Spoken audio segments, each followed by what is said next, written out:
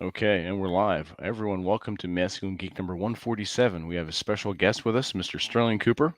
Sterling was a guest on the Masculine Geek Life Fortress Zoom Hangouts almost a year ago. So it's been Yep. a while. So welcome back, Sterling. Welcome back. It's good to see you. It's good to be speaking with you face to face again, Vince. It's been ages. Absolutely, yeah. Yeah. And we're just talking briefly before the show. You're a huge Shadowrun fan.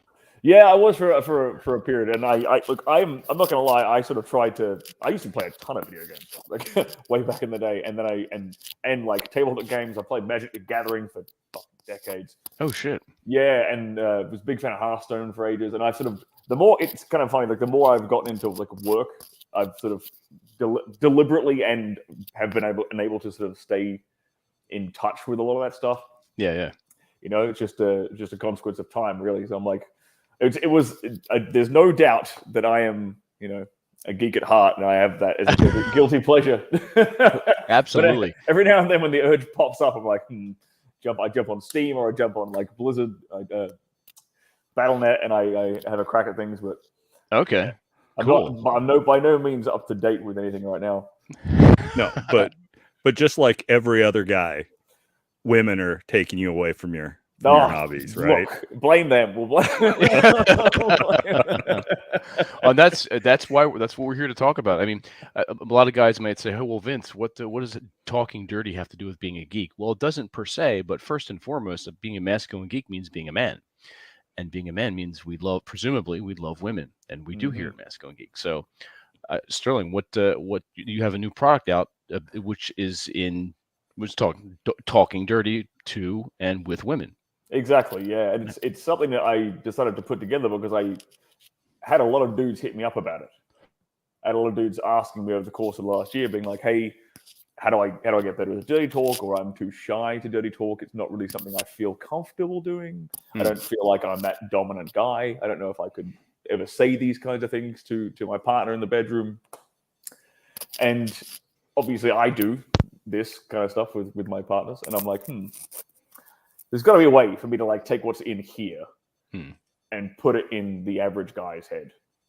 You know, I've done this before with other products. I've taken all the stuff I know. I mean, and I know you're in the lifestyle events, so you kind of understand the physical components that we'll probably share similar opinions on like the physical side of things. Yeah. When it comes to the bedroom, and I've been able to teach that with a degree of success. So I thought, okay, I'm going to have a crack at teaching my perverted sense of like oratory.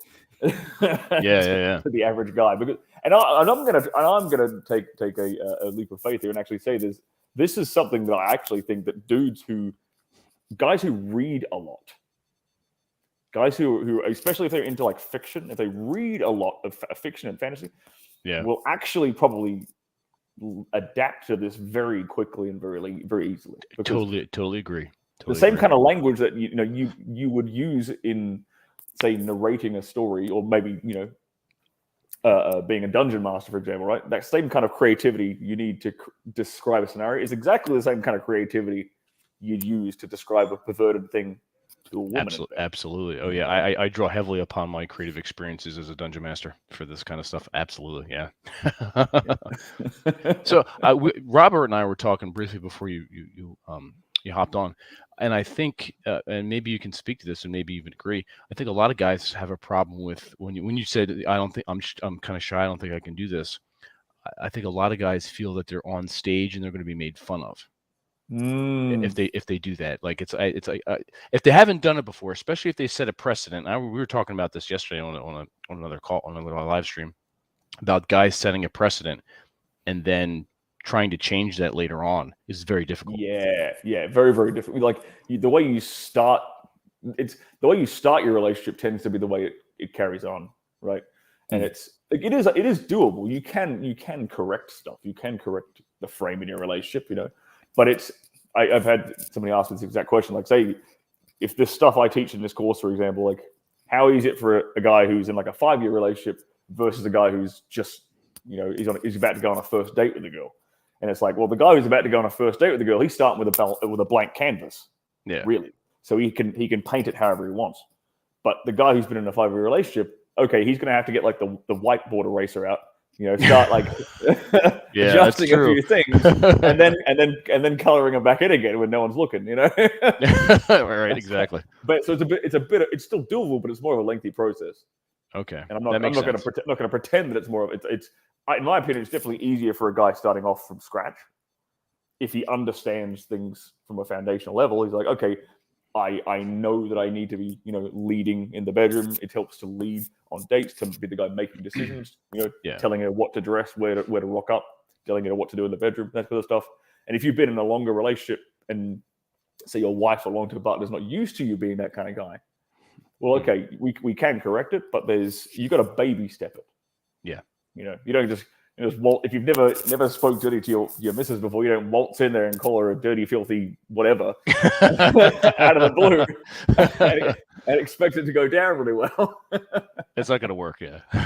Yeah, because like you said, because there's a frame that's already been established there in your relationship. So it's like, okay, well, now in that case, we start at something simpler. Because I'm in this course, I break at least my kind of mental framework into different categories. So I talk about describing sensations. I talk about evoking her imagination. I talk about commanding language. I talk about ownership type language. And I talk about degrading, humiliating language. If you and if you want to go that far, yeah. But for dudes starting out, like just something as simple as describing sensations is really quite powerful because you can, and it's easy to know what to say. And that's another thing. Dudes kind of hesitate a bit with it because they're not sure what to say.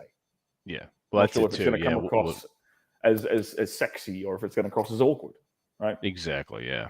But if you can, as a really simple tool for anyone listening right now, if you can take what she's already experiencing and describe it back to her. For example, if her nipples are really hard, you might be like, "Damn, I can." Like if you're making out and her chest are pressing up against yours, damn, I can feel how fucking hard your nipples are right now. You're loving this, aren't you, baby? Okay, and all that's doing is just drawing her attention and her focus to something that she's already experiencing. You're just heightening it. You're just dialing it up a bit, and that's a really basic starting point that any man can really do because it's just all you need is a pair of eyes and the sense of touch. Yeah. That makes sense. Yeah. Geeky has a comment. He says, "My biggest struggle, Sterling, is a pre-smash dirty talk. Once the woman and I are already intimate, talking very dirty comes very easily." And I've met Geeky in person in Vegas. Okay, cool. As a matter of fact, and I would say I would actually say that you don't even want to dirty talk pre-smash. Like the kind of language I talk about, the kind of it's very erotic stuff we're talking about here, I reserve specifically for the bedroom, and then only after we've established a sexual relationship with a woman. I personally don't use this sort of stuff on like a date. Before and once we're back at my place, now we're in a place where we can actually escalate things. But if I'm still in the bar on a date with a girl, I'm very deliberate in the fact that I'm not pushing that. I'm being more sexual with my tone of voice, my inflection of my voice, saying normal things, and I teach guys how to get a better inflection, how to get a deeper voice, how to switch between being more flirtatious versus being more sort of direct and commanding. And that's the time to apply those kind of things on the date. But I don't talk sexual, so to speak, on the date, or even when I'm texting with a girl before I meet up. Exactly. Yeah. The whole sexting thing is something I personally reserve for after we've. I'm the same way. I want that tactile experience with her first before any of that happens.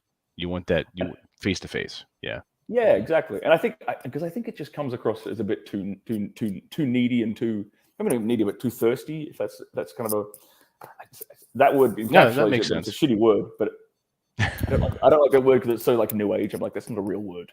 It's like we just made that shit up. It's a pop culture word. I don't like it.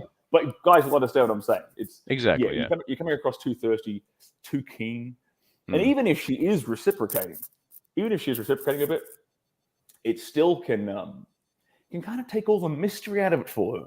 Because women like that build up, that mystery. They like to imagine what you're going to be like. They want to imagine what you're going to be like in bed, right? If they're flirting with you, if they're making out with you, if they're getting ready, having a good time with you on a date, they're like, what's this guy going to be like when he rips my clothes off?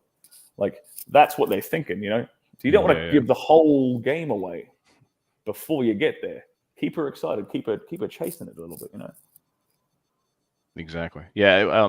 It's been said that women are led to the bedroom by your voice and her own imagination. Yeah, I'd agree. Yeah, the voice is a big deal, man. Like the voice is something I kind of learned. Like, because I used when I was in my early 20s, I had no clue. Like with women, I was I had some girlfriends very early on in my teenage years that had like long relationships, and then classic kind of story in like the men's self-help space, I guess, is like 3-year first time my first ever girlfriend for 3 years, cheated on me with a friend, broke my heart, blah blah blah. Ended up on Google how to talk to women in my early 20s, and slowly started, and thanks to the internet, slowly begun to figure this stuff out. And one of the biggest wins for me was learning to just slow the fuck down. Yeah. When I'm talking, and I listening to the way you talk as well is pretty clear. You do the same thing too. Absolutely. Deep resonant voice, slow, enunciate. Little things like that. I mean, you're not in a rush. You're not going anywhere. Nope. You know, you've got nowhere to be. No, and it's interesting because you're in control at that moment, and if a woman is, for lack of a better word, resonating or vibing with you, she's into you. Yep. She's going to follow that. That's going to be a focus for her. Yeah. So yeah. And like that coupled with your eye contact, just the ability to maintain strong eye contact with a woman and just hold it there and not flinch, just lock it, be comfortable. I personally like to look into for you it's the left eye. Well, for me it's this eye. But that's where I like to look on a woman and just hold that and lock that at one point. Because then I'll be talking the whole time, talking back and forth. The longer I can hold that gaze and make her sort of break away first and look away, I was like, okay, I know she's because that's an indication of shyness, right? Where she wasn't able to hold my gaze the entire time. And I have, okay, fair. I've got blue eyes, I've got pretty eyes, whatever. And I get complimented on my eyes. But play to your strengths. Whatever you like, you know, I'm trying to get W's. So I'm out here playing with my strengths. So whatever your strengths are as a person, you always got to try and figure out what they are and amplify them and play to them. You know, that makes sense. Okay, is that for a guy that's just starting out, who is a little bit shy or is a little socially awkward, and he's working on himself? What would be the first thing you would say for him to start developing? Well, I just say a real good training wheel for dudes to want to start. Let's say, like, forget just walking up and talking to women. Forget about that for a second. Every day, compliment a stranger. That is a great starting point for dudes who want to learn to be more social in general. I don't care especially it's even better if it's an old ugly woman, right? Because then it's still the opposite sex, and you're going to get a positive reaction from it. And there's no what's the word I'm looking for? Outcome. You have no outcome. There's zero outcome dependence there. It's like you walk out the house and it's like, if I see somebody, I can compliment them on something. Like, I love that dress, I love the haircut, I love nice nails, nice shoes, cool suitcase, cool bag, whatever it is. Any especially if it's an older or a relatively not good looking lady, that is like perfect fodder for like developing those social skills as a guy who's kind of shy and kind of nervous about it, because you don't care what she's going to say. Yeah. You don't care. Yeah, exactly. You don't care. Like, old ladies are great. Old ladies love being told they're beautiful and young and stuff, right? Absolutely, so if you make somebody's day, and the key is, like, you walk up, you look fantastic today, my dear, and then keep walking. No, totally outcome independent. And she's just like, he doesn't want anything from me, but you'll leave her with a smile on her face, and you'll know it, and she'll be like, thank you. Or you'll see her smile, and you're like, you'll feel good, and that's a great starting point. You're reinforcing with feel good feelings, right? You're reinforcing being social.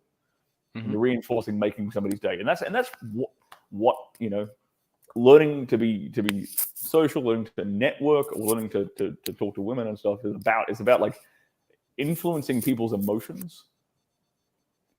If you can influence someone's emotions in a positive way, then it's it's a great first start, and I think that's a great training wheel for anyone, really.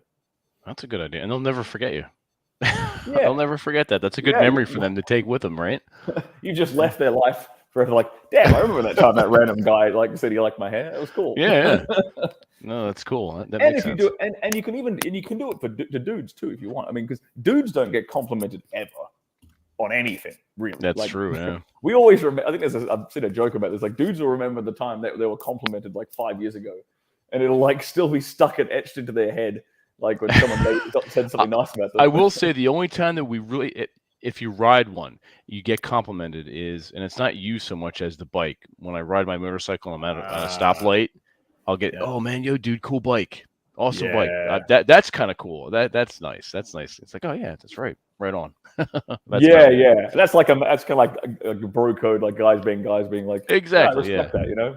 Exactly. Right, but I mean, if the guy that brings you your coffee at the bagel shop and you catch his name on his name tag or whatever, and it's like, thank you, Trevor, appreciate it. Yeah, you made my day.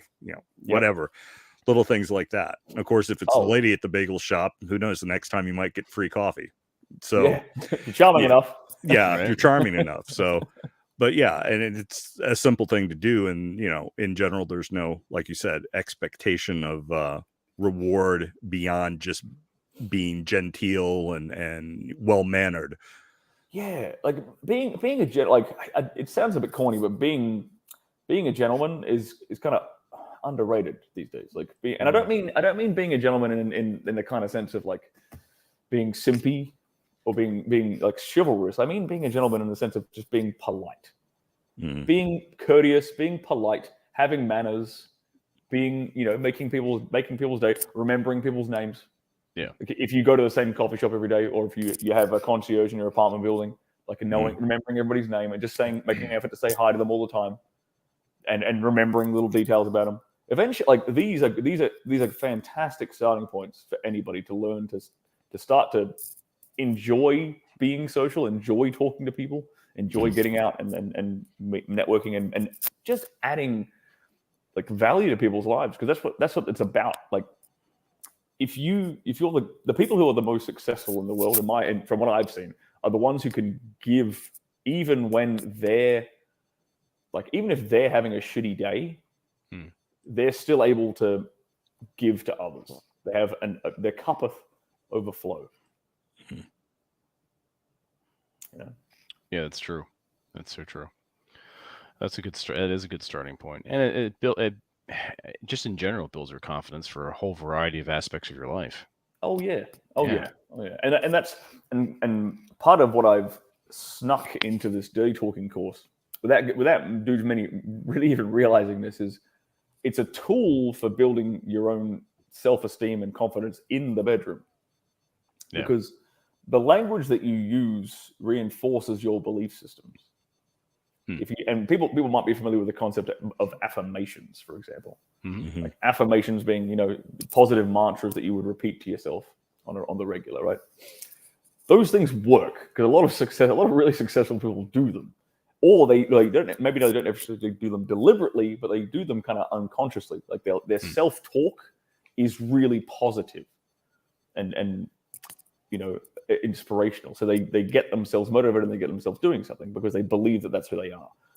In the bedroom, it's no different. So if I'm saying things to a beautiful woman in the bedroom, if I'm saying all kinds of if I'm telling her what to do, if I'm commanding her in a way, in some way, shape, or form, well, that reinforces to myself that I am that guy. Every time I do that, every time I say something like that, it reinforces it in my own brain. Because if I have to believe it a little bit to say it, you have to act. You actually have to act. You have to act as if. Yeah. Because that's where a lack of not hesitating and not half stepping it, actually going for it, right? And having the balls to say. And that's why I personally think it's easiest to introduce this stuff when you already the starting point is best when you're already having sex with her and you're both having a good time. She's enjoying herself, you're enjoying yourself, and then just start with, like I said, describing sensations, describing what she's feeling, describing what you're feeling, to amplify that. And that's going to start this positive feedback loop of, I can talk during sex, and I'm not she's not kicking me out of the apartment. Like it's not the worst case scenario is not happening. It's fine. I'm not being judged. I'm not on a stage because this is a dance, but we're doing it together. And what happens here is no one else's business. No one else. What happens between us two consenting adults in the privacy of our own home is fine. So no one else has to know about it. It's totally up to us, and it's not. And you'd be surprised because guys will be like, yeah, like you said, worried about being judged or whatever, or feel like they're on a stage or something. Women are going through the same thought processes. Like women are rather insecure creatures for the most part. And I've interviewed a number of porn stars on my channel before. For anyone who's actually not aware that I am an adult film star, if anyone who wasn't aware of that, so I know these people personally, and I've asked them. I've said, "What does it feel like to you? How do you feel if you're in bed with a man and he makes no noise whatsoever? Like no moaning, no forget the dirty talk, but no moaning, no groaning, or anything like that." And they'll say to me, "I feel like he doesn't like me. It makes me feel really insecure," despite the fact that they're actually engaging in coitus at the time. She will still feel like he doesn't like her during that act if there's zero emotional, like verbal outlet during the act of sex. And that's an interesting little insight into female psyche. So to tag that onto Geeky's question here, does every woman have a dirty talk code, or are they all just women, or are there just someone that dislike it? I have never met a woman who dislikes even just the very basic beginner stuff. Like I said before, the really introductory stuff, like describing sensations, and maybe a little bit of like commanding language, telling her what to do, being, spread your legs, do this, do that during the act, rather than asking permission. Telling you're not yelling at her and be like, do this. You're not doing it like that. You're just doing it. You're not being a drill sergeant. You're not a drill sergeant. Yeah. Drop and give me 15. No. Yeah. I mean, maybe some people do like that. Yeah, right. That could be part of the role play. It's part of the role play. But for the average guy, I'm sure there's a movie like that somewhere that someone's right. done. Well, you know what? I'm sure you've probably seen The Secretary, haven't you, Vince? Oh, I love The Secretary. Yeah, The Secretary's a great movie, and he gets to do some crazy shit in that movie. Oh my god, yeah. Like writing, like he constantly corrects her, like her paperwork, and gets her to like stand. And he's angry when he's doing it. He's like fucking angry. Yeah. That's an interesting. I actually use that refer to that movie often as like a reference for dudes if they're interested in if they ever want to learn. If a guy comes to me and is like, "Hey, I want to learn about BDSM," I'm like, "Go watch The Secretary first." Absolutely. And then you'll have a really cool snapshot of like at least one style of a dom sub dynamic, and if any of that kind of tantalizes you, then this is probably something you should investigate. Yeah, that relationship, that dynamic almost borders on a master slave. Almost. Yeah. It's so close. It's so close. That's right up my alley. I love that shit. So yeah. We're like-minded people, Vince. Absolutely. Fellow degenerates. Thank God. Yeah. To continue answering this question, though, does every woman have a dirty talk code? And there's certain women are going to respond to, like, say, the more extreme end, like heavy, like degrading and humiliating language. Some women are going to respond really well to that because that's part of their sexual psyche. They have something even more perverted in them. I think basically all women have a degree of perversion in them, but not every woman is going to respond super well to certain words, right? Like I'm not sure how much I can swear on your channel. You can say everything. We don't monetize, so go right ahead. Oh, okay, fine. Yep. Well, so for example, like words like bitch, cunt, whore. Yeah. Sometimes they don't go down well with every woman. The word slut tends to be more widely received in my experience. Yes. And I have had a fair bit of experience with several hundred different women, so I have a reasonable sample size to sort of pull data from, if you will. And so for certain words like that on the more extreme end, like the more harsh, degrading end, is like, okay, you got to be you got to feel her out and be careful with the words. But the stuff which is basic is pretty universal across the board for women.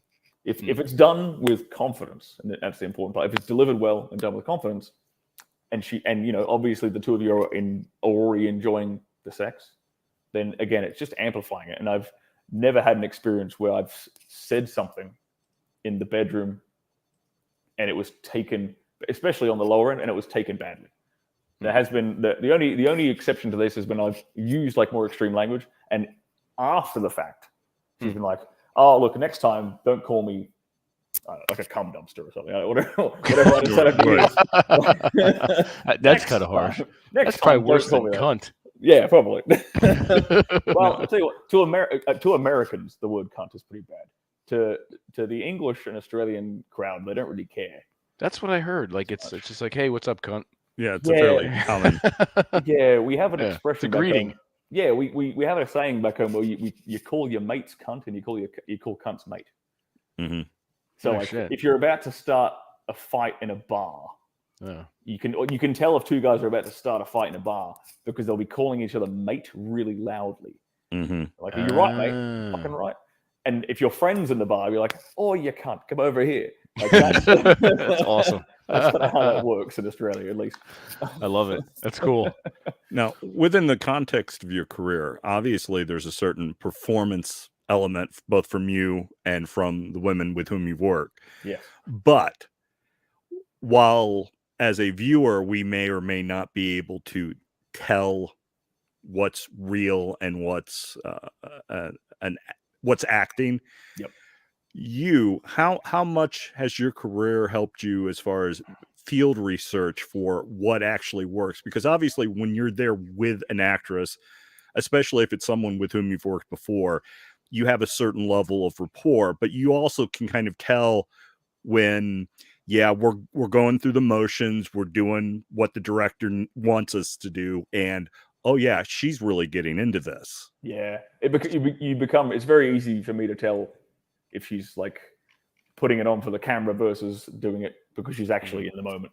So that has helped you with seeing what works as far as. Oh yeah, absolutely. Because and not to add on to that, I also used to work as a high class male companion back in Australia. So my clientele were wealthy businesswomen, and I used to do like live cuckolding sessions for couples and things. I'd bang a dude's wife in front of him or something. I'd get paid for that. So I did that for like 4 years before I got into porn.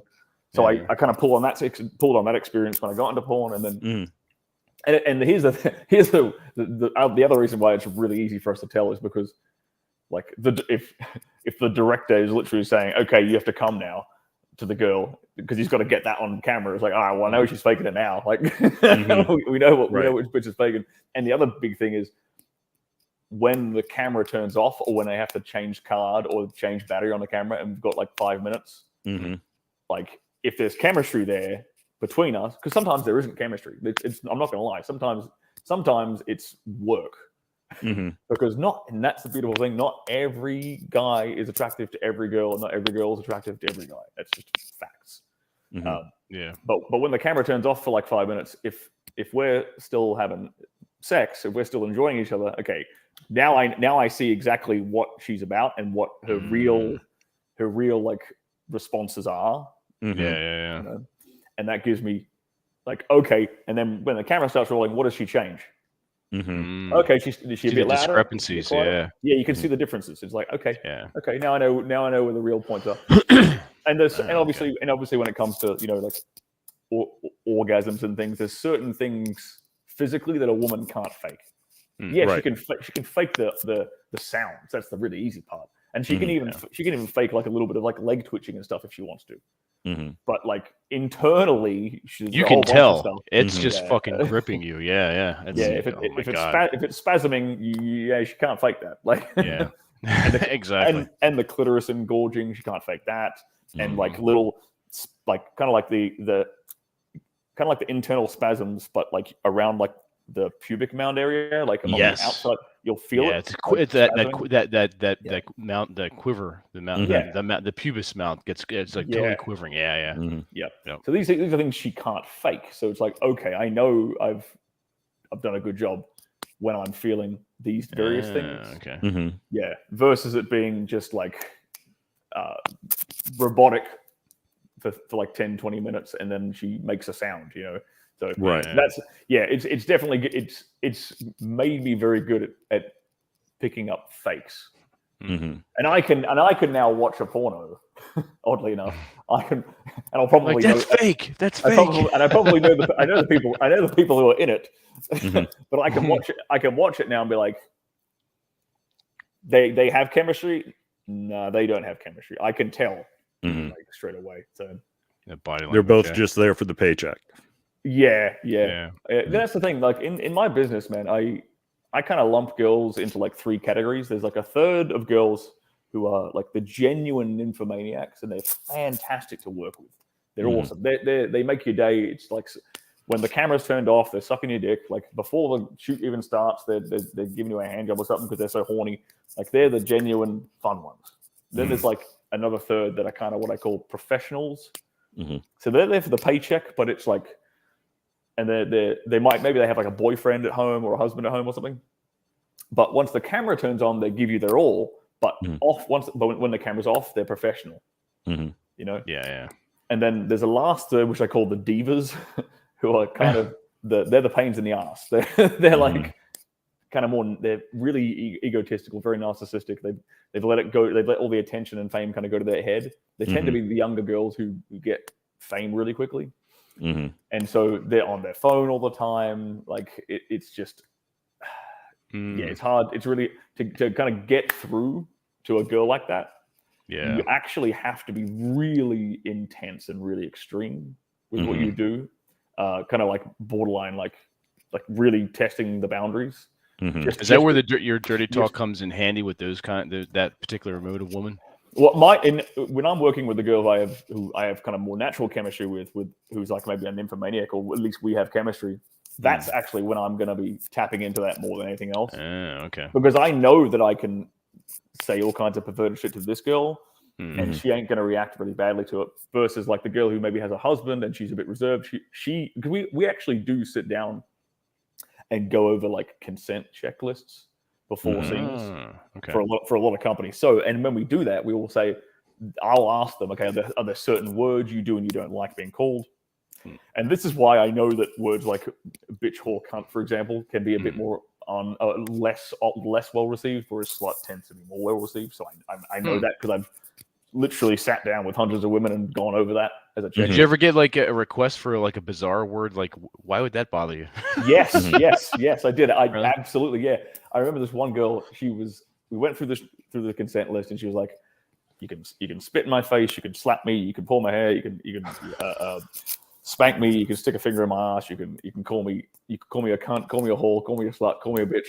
Blah blah blah. She kept going down this massive list, and at the very end of it, she was like, "But don't call me lazy." What? That was the giant Holy no-no. shit. Yeah. Were you tempted to call her lazy though? Like, look, you lazy cunt. If she hadn't pulled her weight during the scene, I might have. Right? No, man. Right? Exactly. That would have been appropriate. Yeah, but that was. You were being lazy.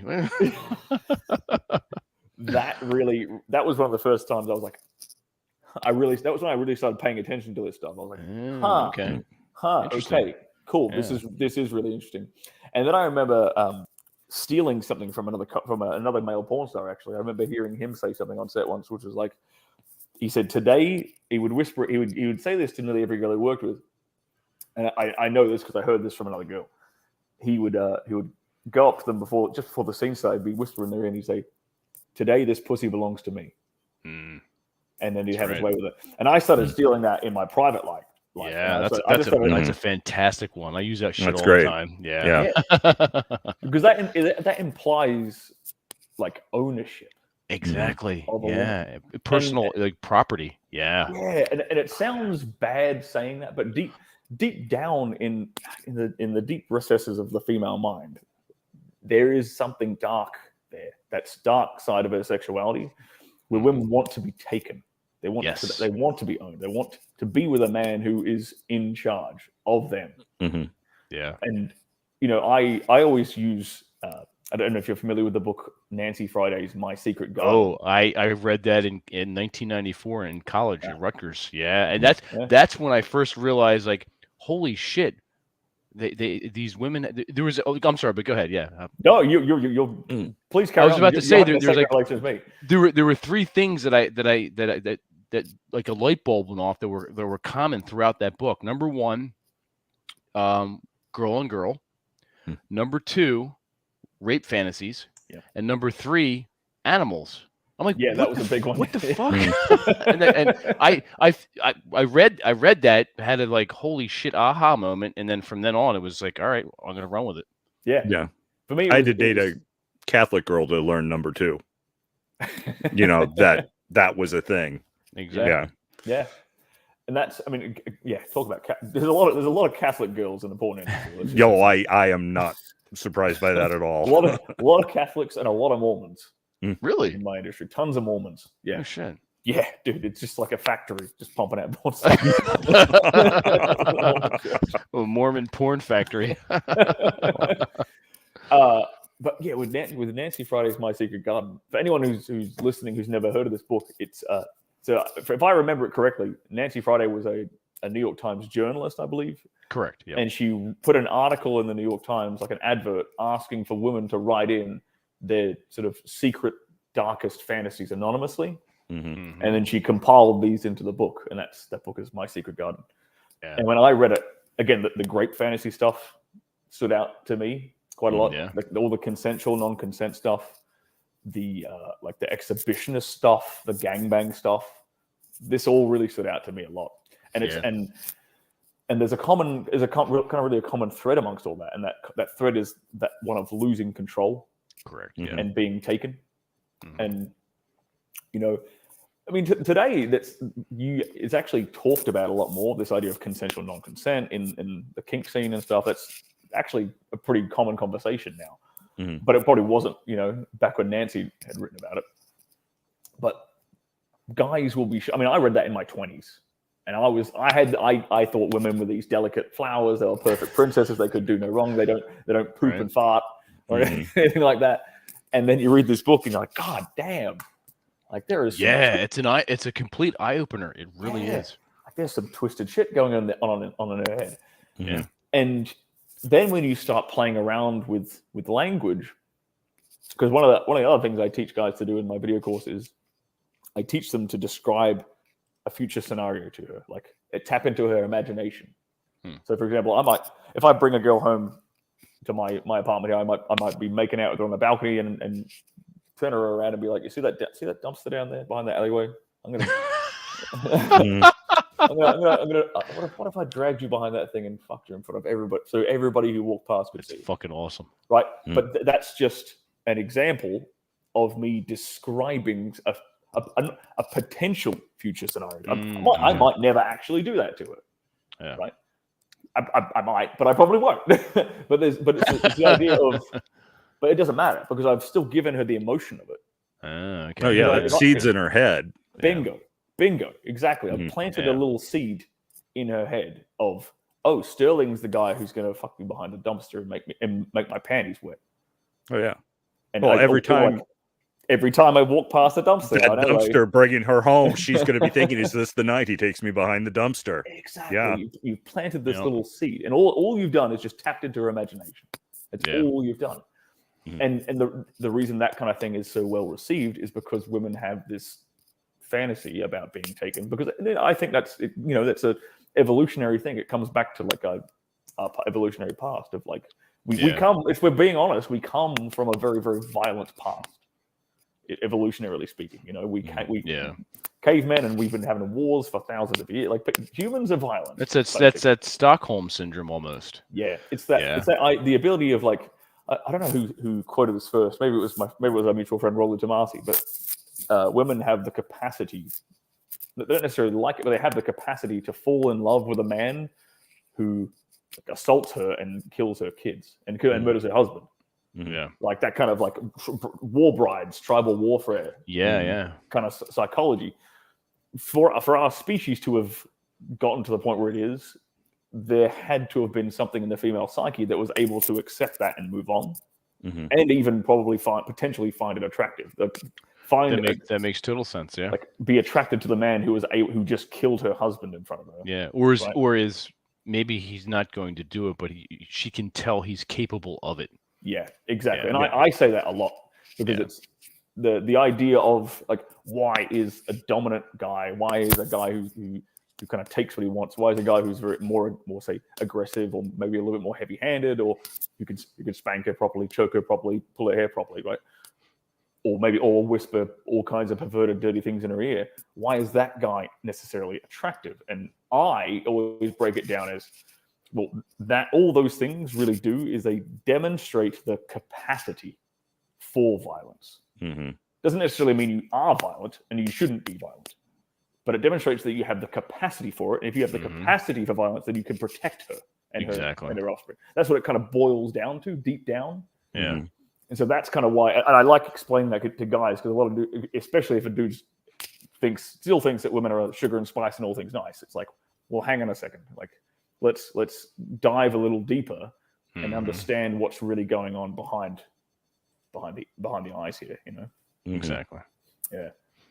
What's Geeky said here?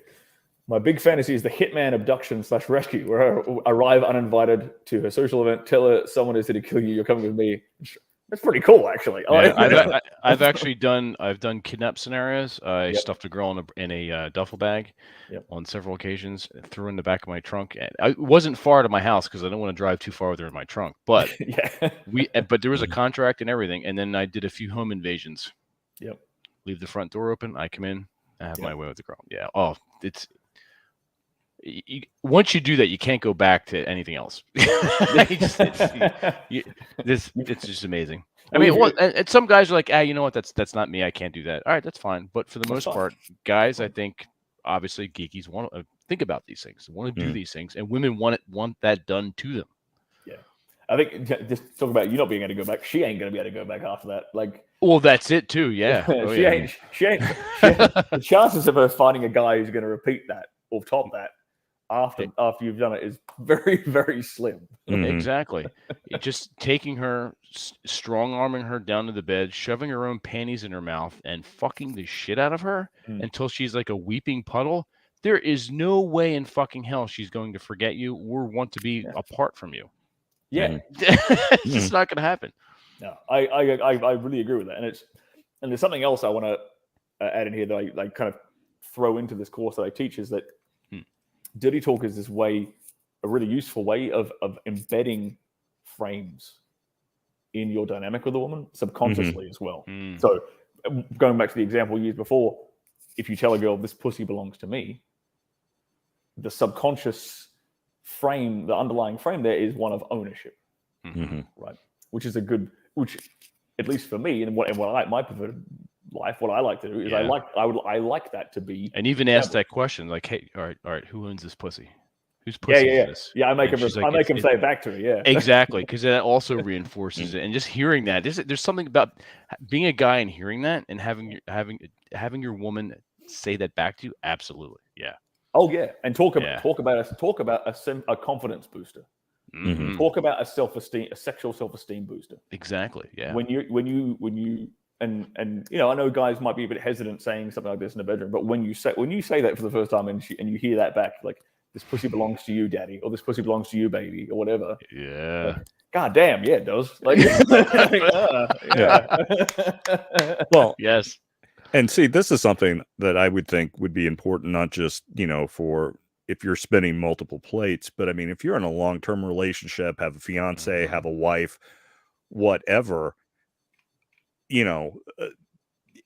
if she is acknowledging and you're setting that frame in that relationship, that's as important there, if not more important than just if you have a very active social life. And, there are guys that talk about, being in an unhappy marriage, or,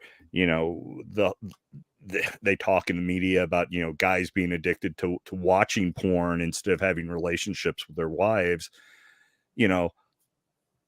That's a really good way of bringing a little something to the relationship that I think would be beneficial in the long term. I mean, I can remember, I mentioned something last night. I remember hearing stories about guys who went off to Europe to fight in the First World War, who left fiancés, girlfriends, wives, very vanilla missionary position, Norman Rockwell sex.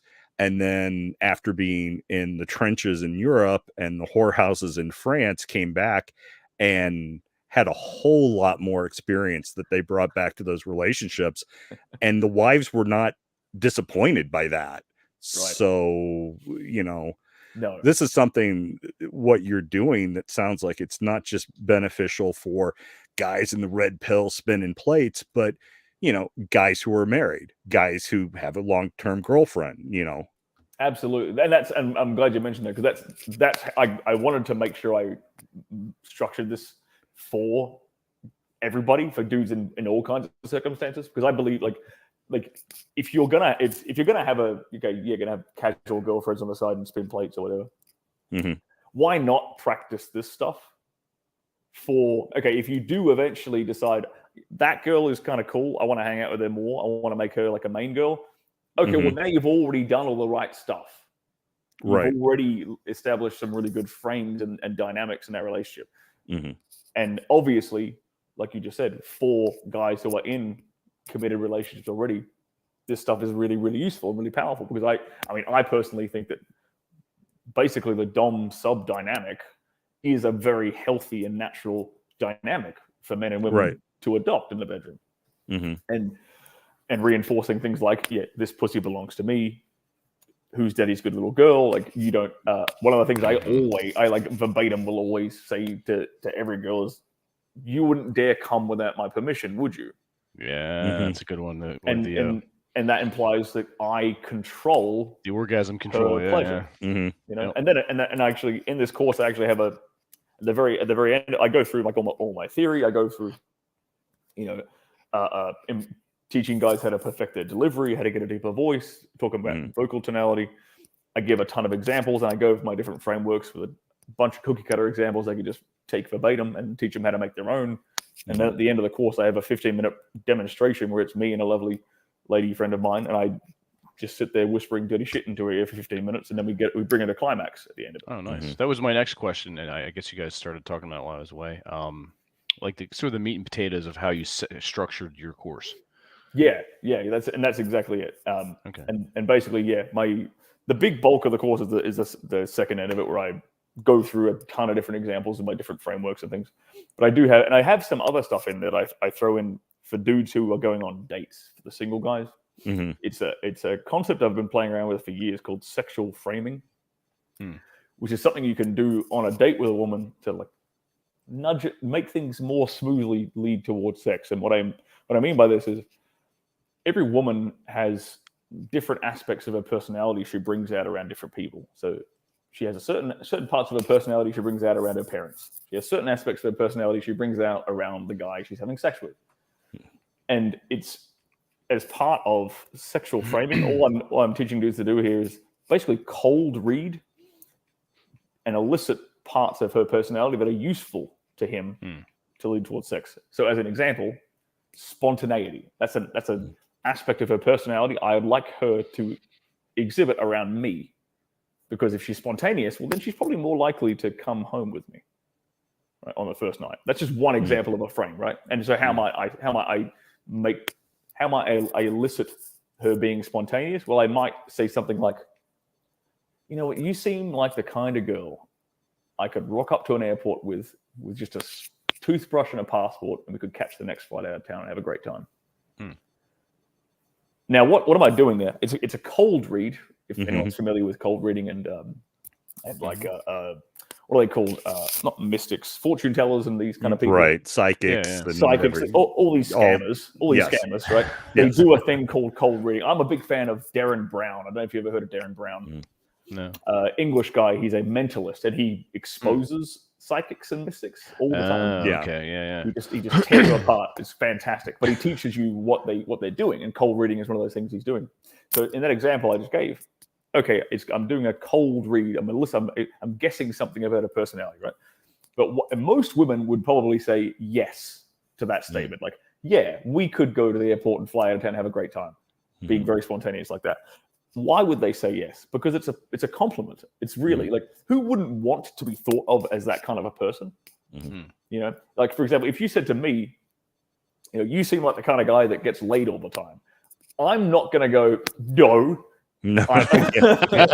How dare you?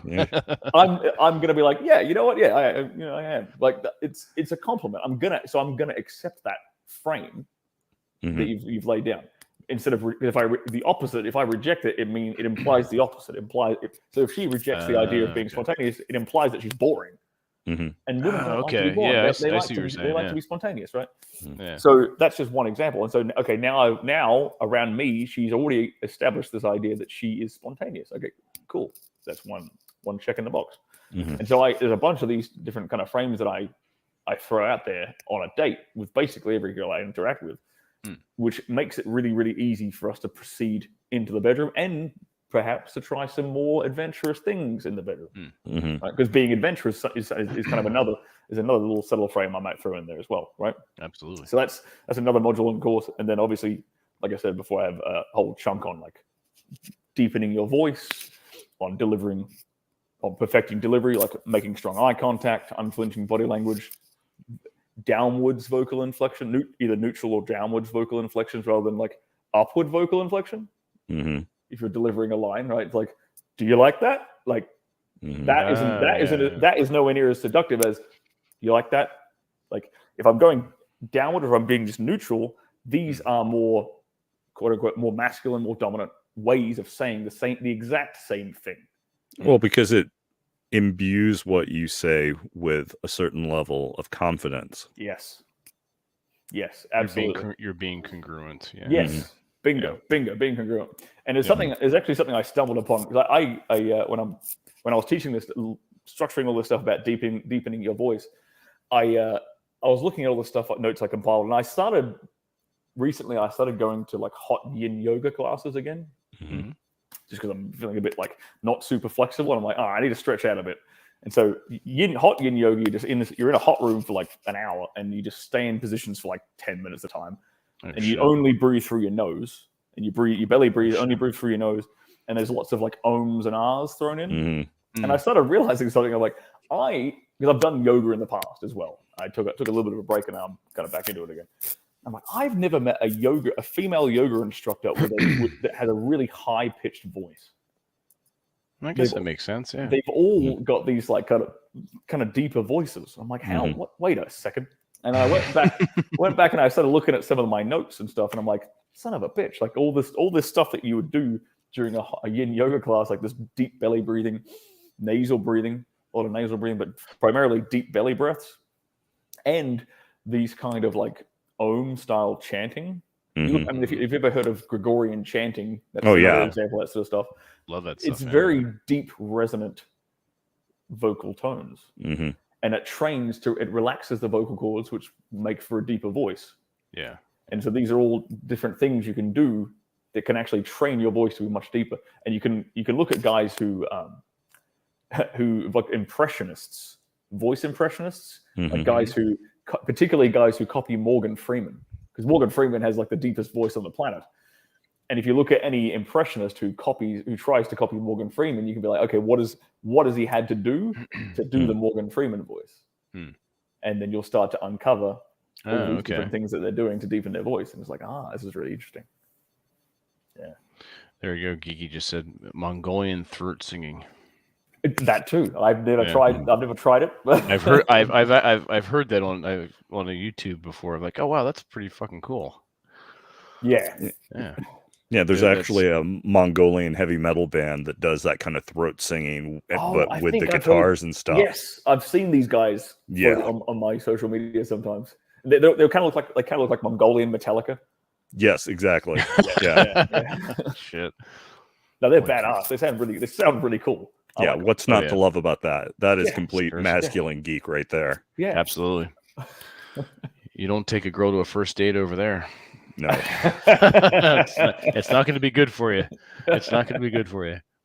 I mean, look at. I mean, going back to the point of beating a dead horse, but look at what Genghis Khan and the Mongols did like thousands of years ago. Yeah. Just absolutely ran through all of Asia and Europe and just pillaged and a large chunk of the human population are descended from that. Yeah. Possibly the only man who's been with more women than yourself. There's actually a few been more women than me. Anyone who's been in the adult industry longer than me definitely has a higher count than me. But thank you. Yeah.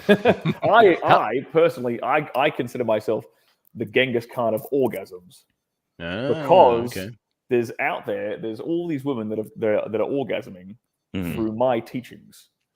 So like it all kind of comes back to me in some way. You're your orgasmic grandfather. Yeah, exactly. And I'm quite proud of that. You should be. You can put and obviously you can put that on your resume in your line of work.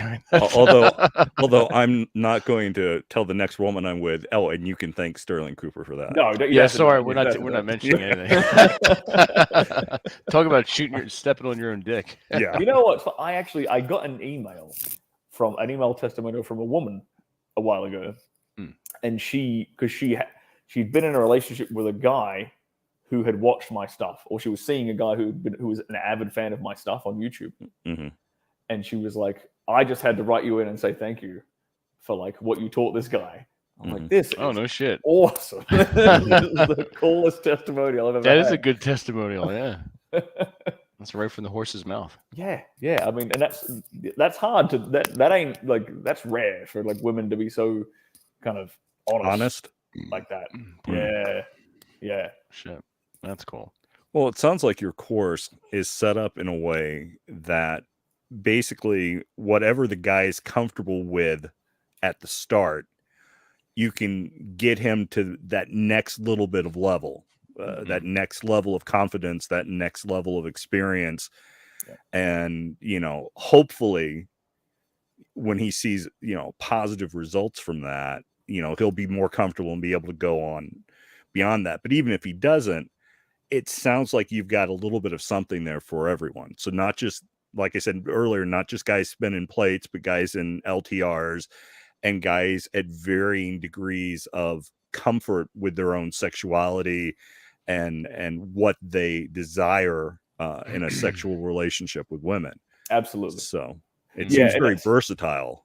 Yeah, I try to make my stuff I try to cater for the wide kind of crowd. Like I'll layer it. I'll start it off slowly whenever I'm teaching stuff. I'll start it off slowly and then we'll gradually build it up exponentially. So there's like these. I covered it for the very beginners, but they're not going to kind of go in over their head. But the guys who are kind of a bit more advanced and more experienced, they're definitely still going to get something out of it. Okay. Okay. I was about to ask you that. At least a little bit in there, And that's so your students are varying levels will get something out of this. Yeah, absolutely. Yeah. I get guys of all kinds of different experience levels. Like even I get a bunch of dudes who are like trying to dabble in the adult entertainment industry as well. Now I get a bunch of dudes who are trying to be male escorts and get into the swinging scene and stuff. And they're bouncing around, giving me feedback, trying all my stuff. I'm really proud of like not just this course, but all my other material. Like my ability to like take what I've got up here and like make it work. For the average dude. Yeah. Okay. Now, when does this the special end? Because I know you have a discount right now. Yes. And then when does it start? So the video courses, the Study Talk 101 course is on pre-order until November 27th, this Saturday. Okay. Goes live 11 p.m.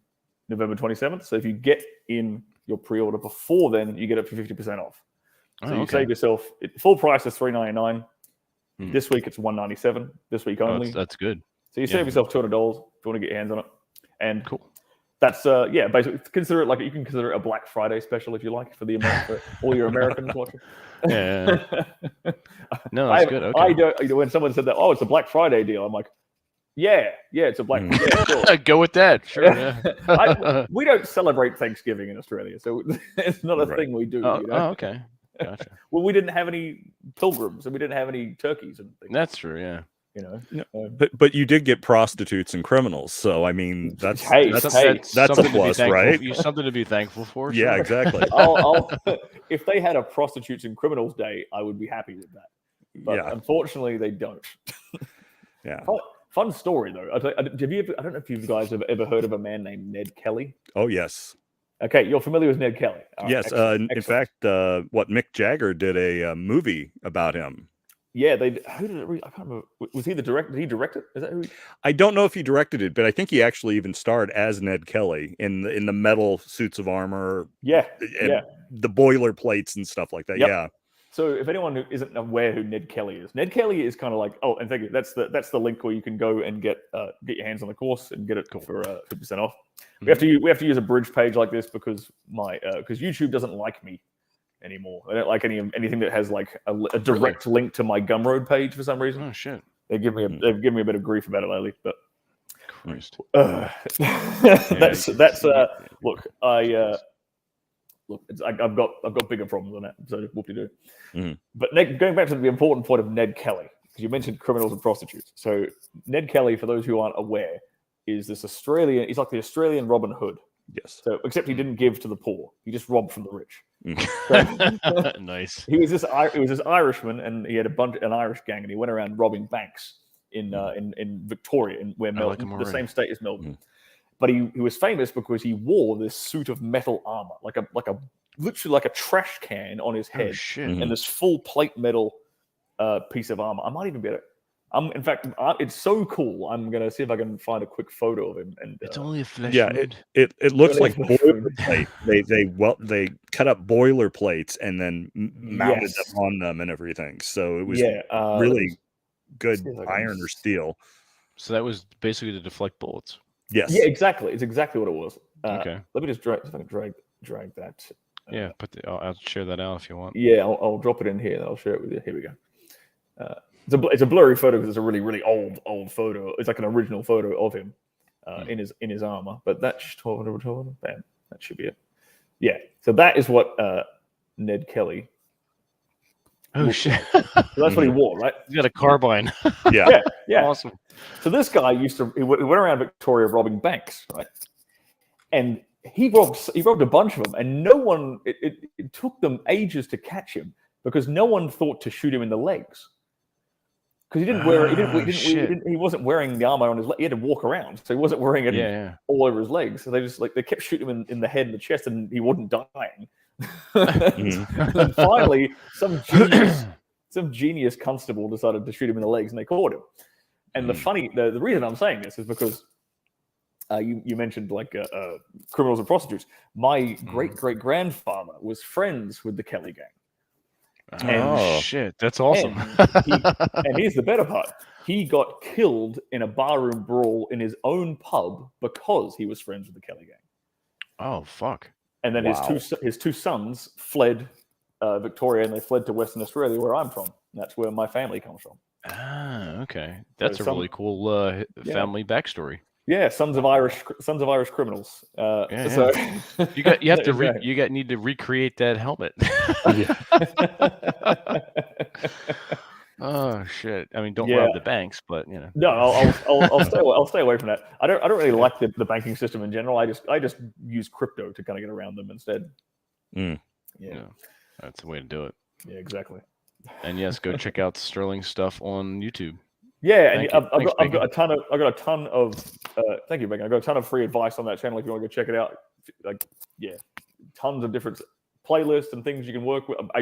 I basically structure my channel around helping dudes with the 4 major problems that guys face in the bedroom. That being erectile dysfunction, performance anxiety, premature ejaculation, and delayed ejaculation.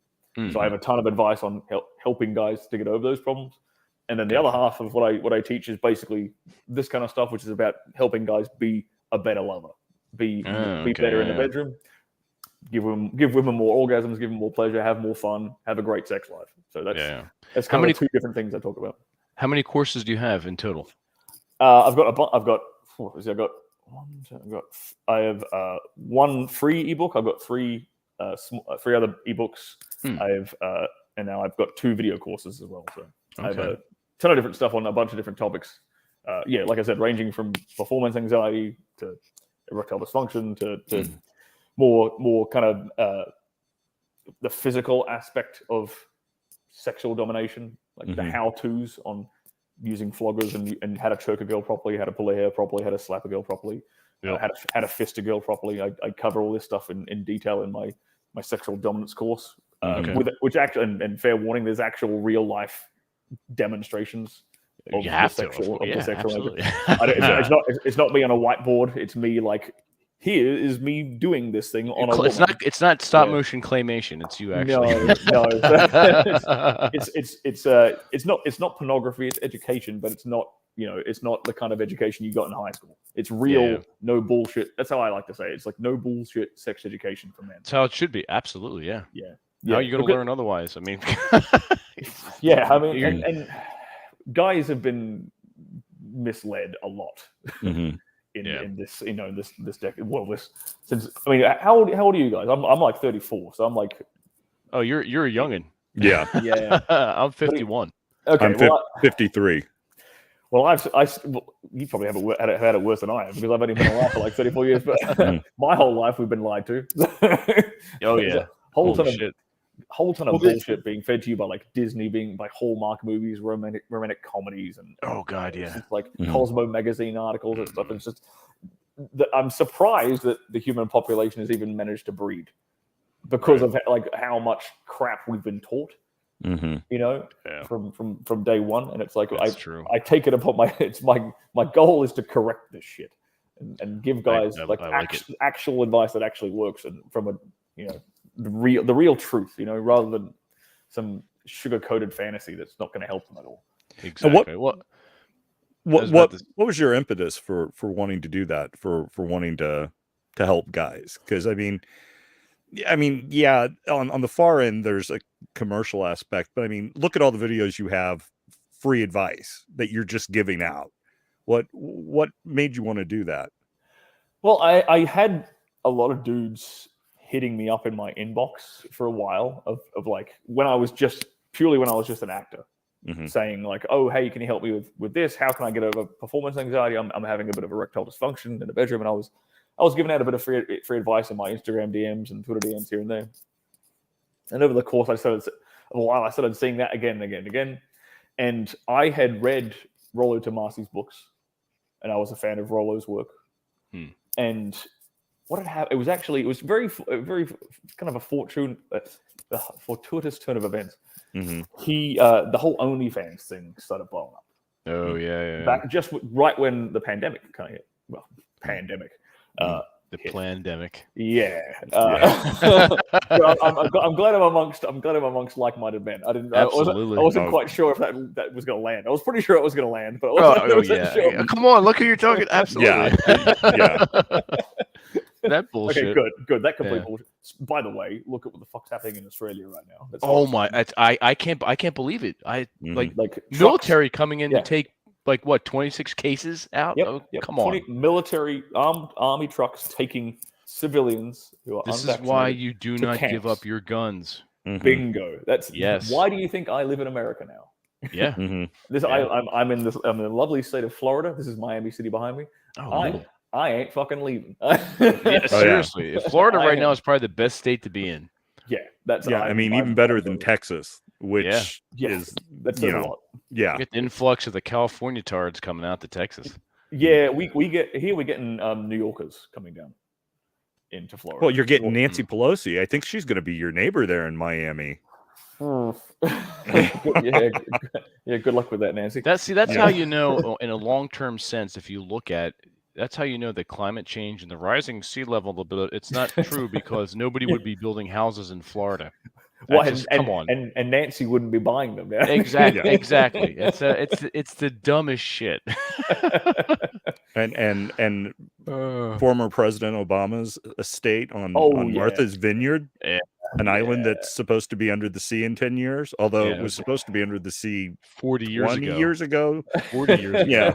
Well, we were also supposed to have that ice age too. So wait, you saw that article about all the tanker ships that are stuck in ice right now?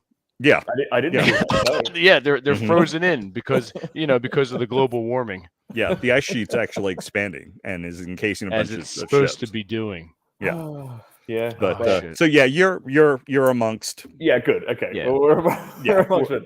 Oh, but what was I saying? I was talking about Rollo. Yeah. So So the scamdemic happened in March, whatever, and we're all locked down indoors. And OnlyFans became super popular overnight, became basically a household word really quickly.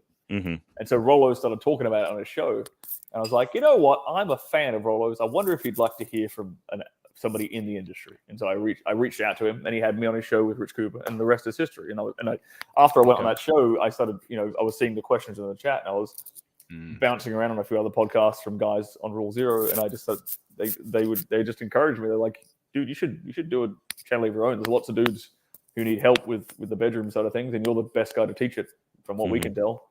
So I was like, yeah, fuck it, I'll give it a go. And I actually do have a bit of a background in teaching, oddly enough. Oh yeah. I used to be. I was for a brief period when I was in university. I was a lab tech for a while, like teaching like first year students and stuff. And then before that, I was running like student leadership conferences for residential colleges around Australia. So I'd run a conference for a week and teach a bunch of students like how to write articles, how to host events without getting themselves into legal trouble, how to run a student like networking event. Yeah. Mm-hmm. So I have a basic background in how to teach stuff. So I kind of melded my two worlds, my old world and my new world. I've combined them into what I do now, I guess. That's a good skill to have, that kind of organizational project management. Yeah. It's rare. It's rare for a guy in my business. I'm sure. Easily look, I don't want to say I'm definitely not the most nerdy. I'm definitely not the most nerdy porn star there is, but I'm probably the most like. Can you say who savvy. Is? Oh, it's probably honestly, it's probably one of the girls. Like the girl. Really? Yeah, like no shit. Kira Noir is pretty geeky. She's super geeky. She's actually a juggalo of all things as well. Really? Shit. Yeah, Wow. yeah. I don't know if anyone's familiar. If you guys are familiar with who she is, but she's like, there's a ton of anime fans in porn, in the porn. That doesn't surprise me. Yeah, that doesn't surprise me at all. In fact, that may have been their introduction to porn. Was anime. Seriously, dude, it was mine. Hentai and it was my introduction. Tentacle porn. That is exactly the common denominator. Yeah.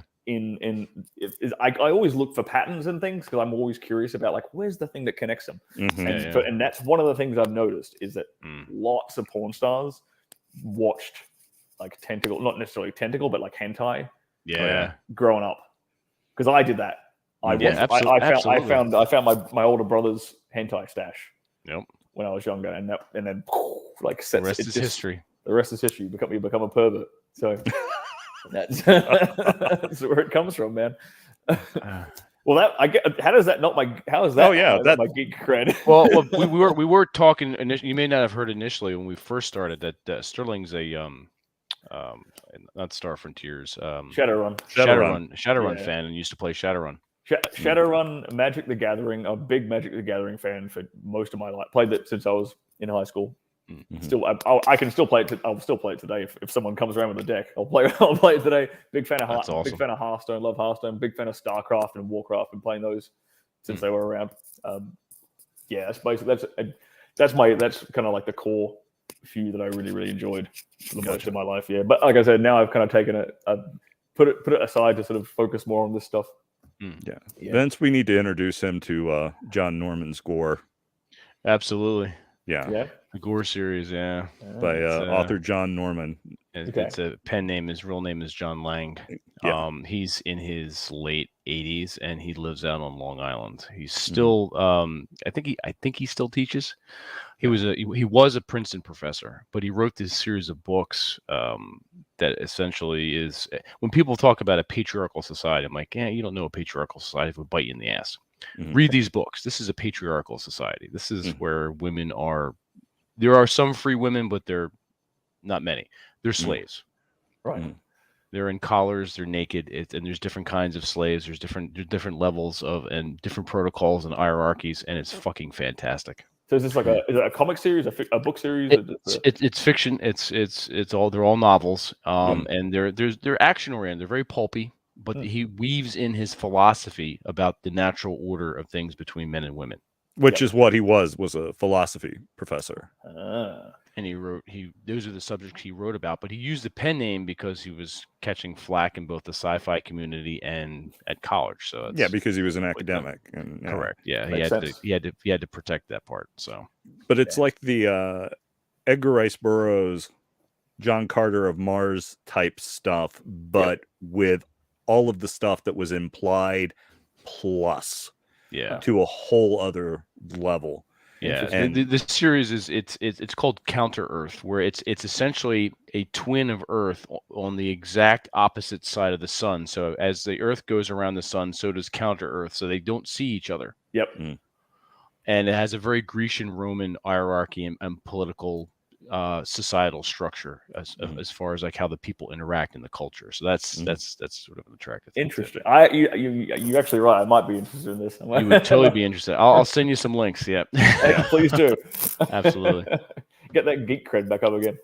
There were two of the books. The first two books were made into movies, and they're not that good. They're absolutely just they don't represent what he's writing about or his philosophy at all. I mean, So I imagine they probably couldn't have done that. Probably. Even in the 80s when they were made, they couldn't. No, and that would probably you'd think that would be the time period you could get away with it, but even then, yeah, people don't really. Yeah, people don't really like too much truth.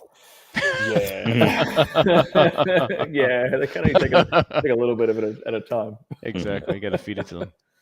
Yeah, that's the man. We're living in clown world right now. You're not kidding. Holy shit! Every day is something astounding, right?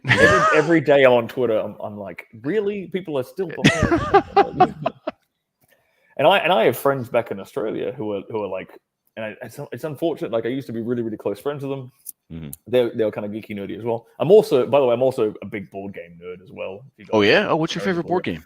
I mean, I used to really get off on this game. It's no longer made. Shit, what was it called?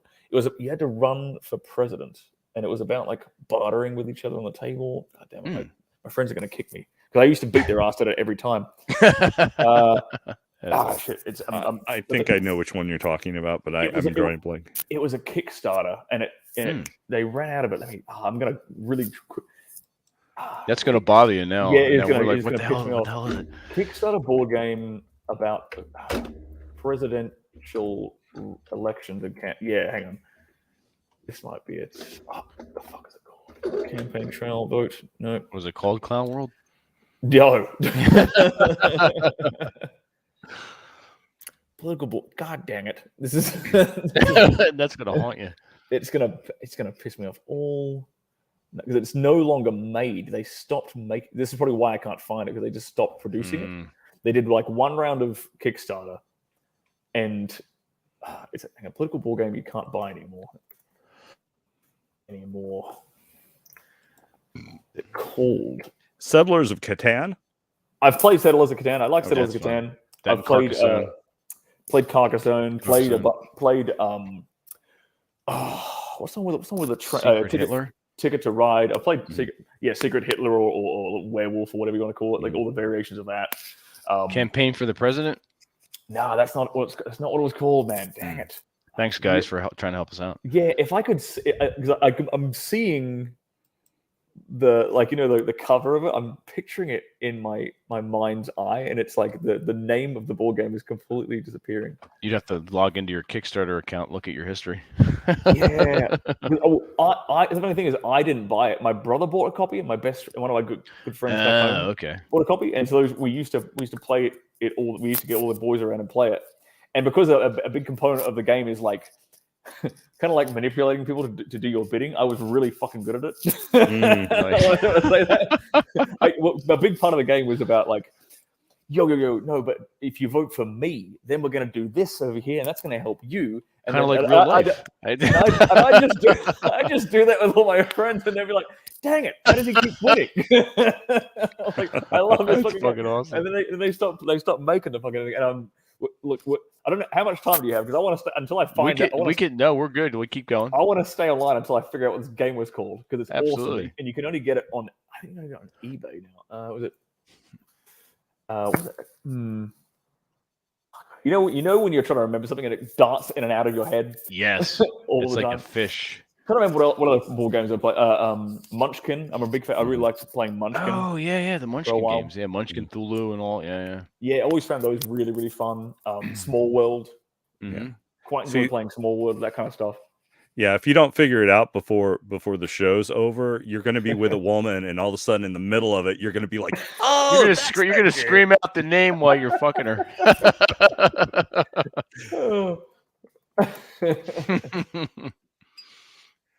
That stopped production.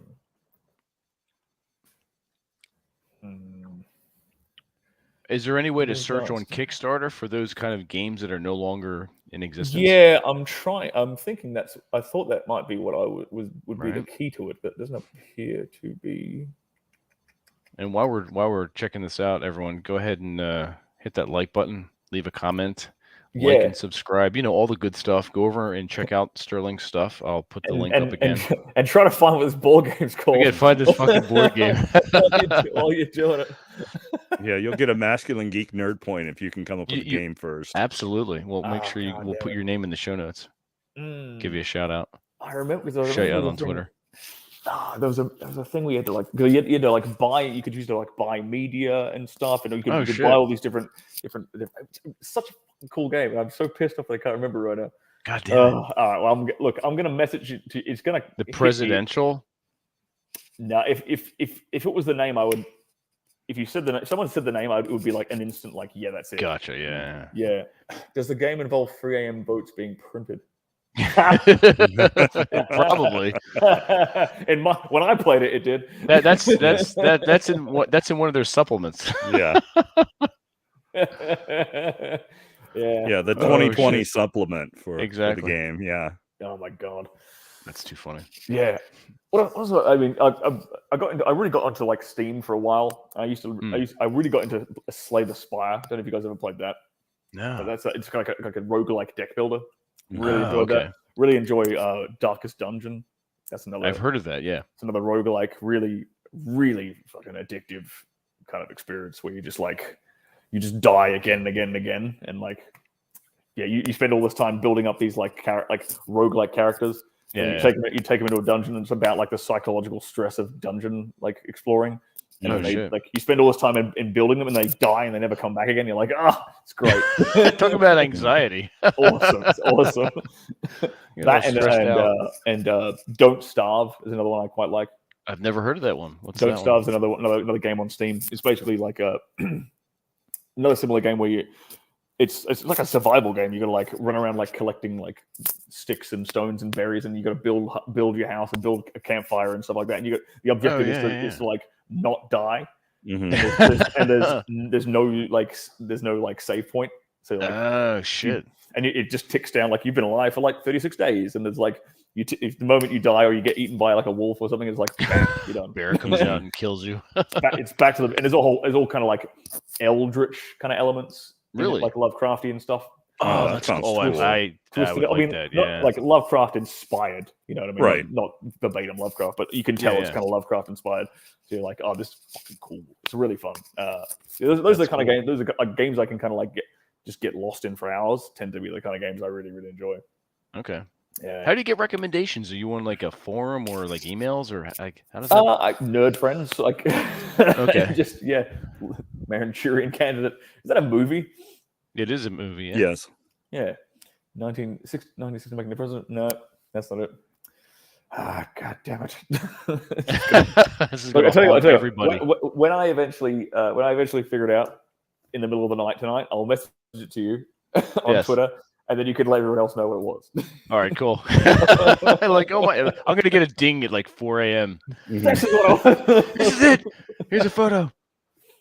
Yeah. I'll have to immediately tweet that shit out and like, look. Yeah. Please do. Okay, please do. Absolutely. That's all right. Well, I won't take up any more of your time now. I can't remember what the hell that ball game was. Oh, that's all right. We usually run for 2 hours. So if you want to hang out for a little bit, if you need to go, that's cool. We could end here, and then Robert and I can talk for a little bit. If you want to hang out for more, that's cool too. We're fun. If you guys want to talk, I'm having a great time with you guys. Yeah. If you guys can keep talking, I will just keep searching. Yeah, absolutely. Yeah, keep searching. Absolutely. And you guys in the chat, please.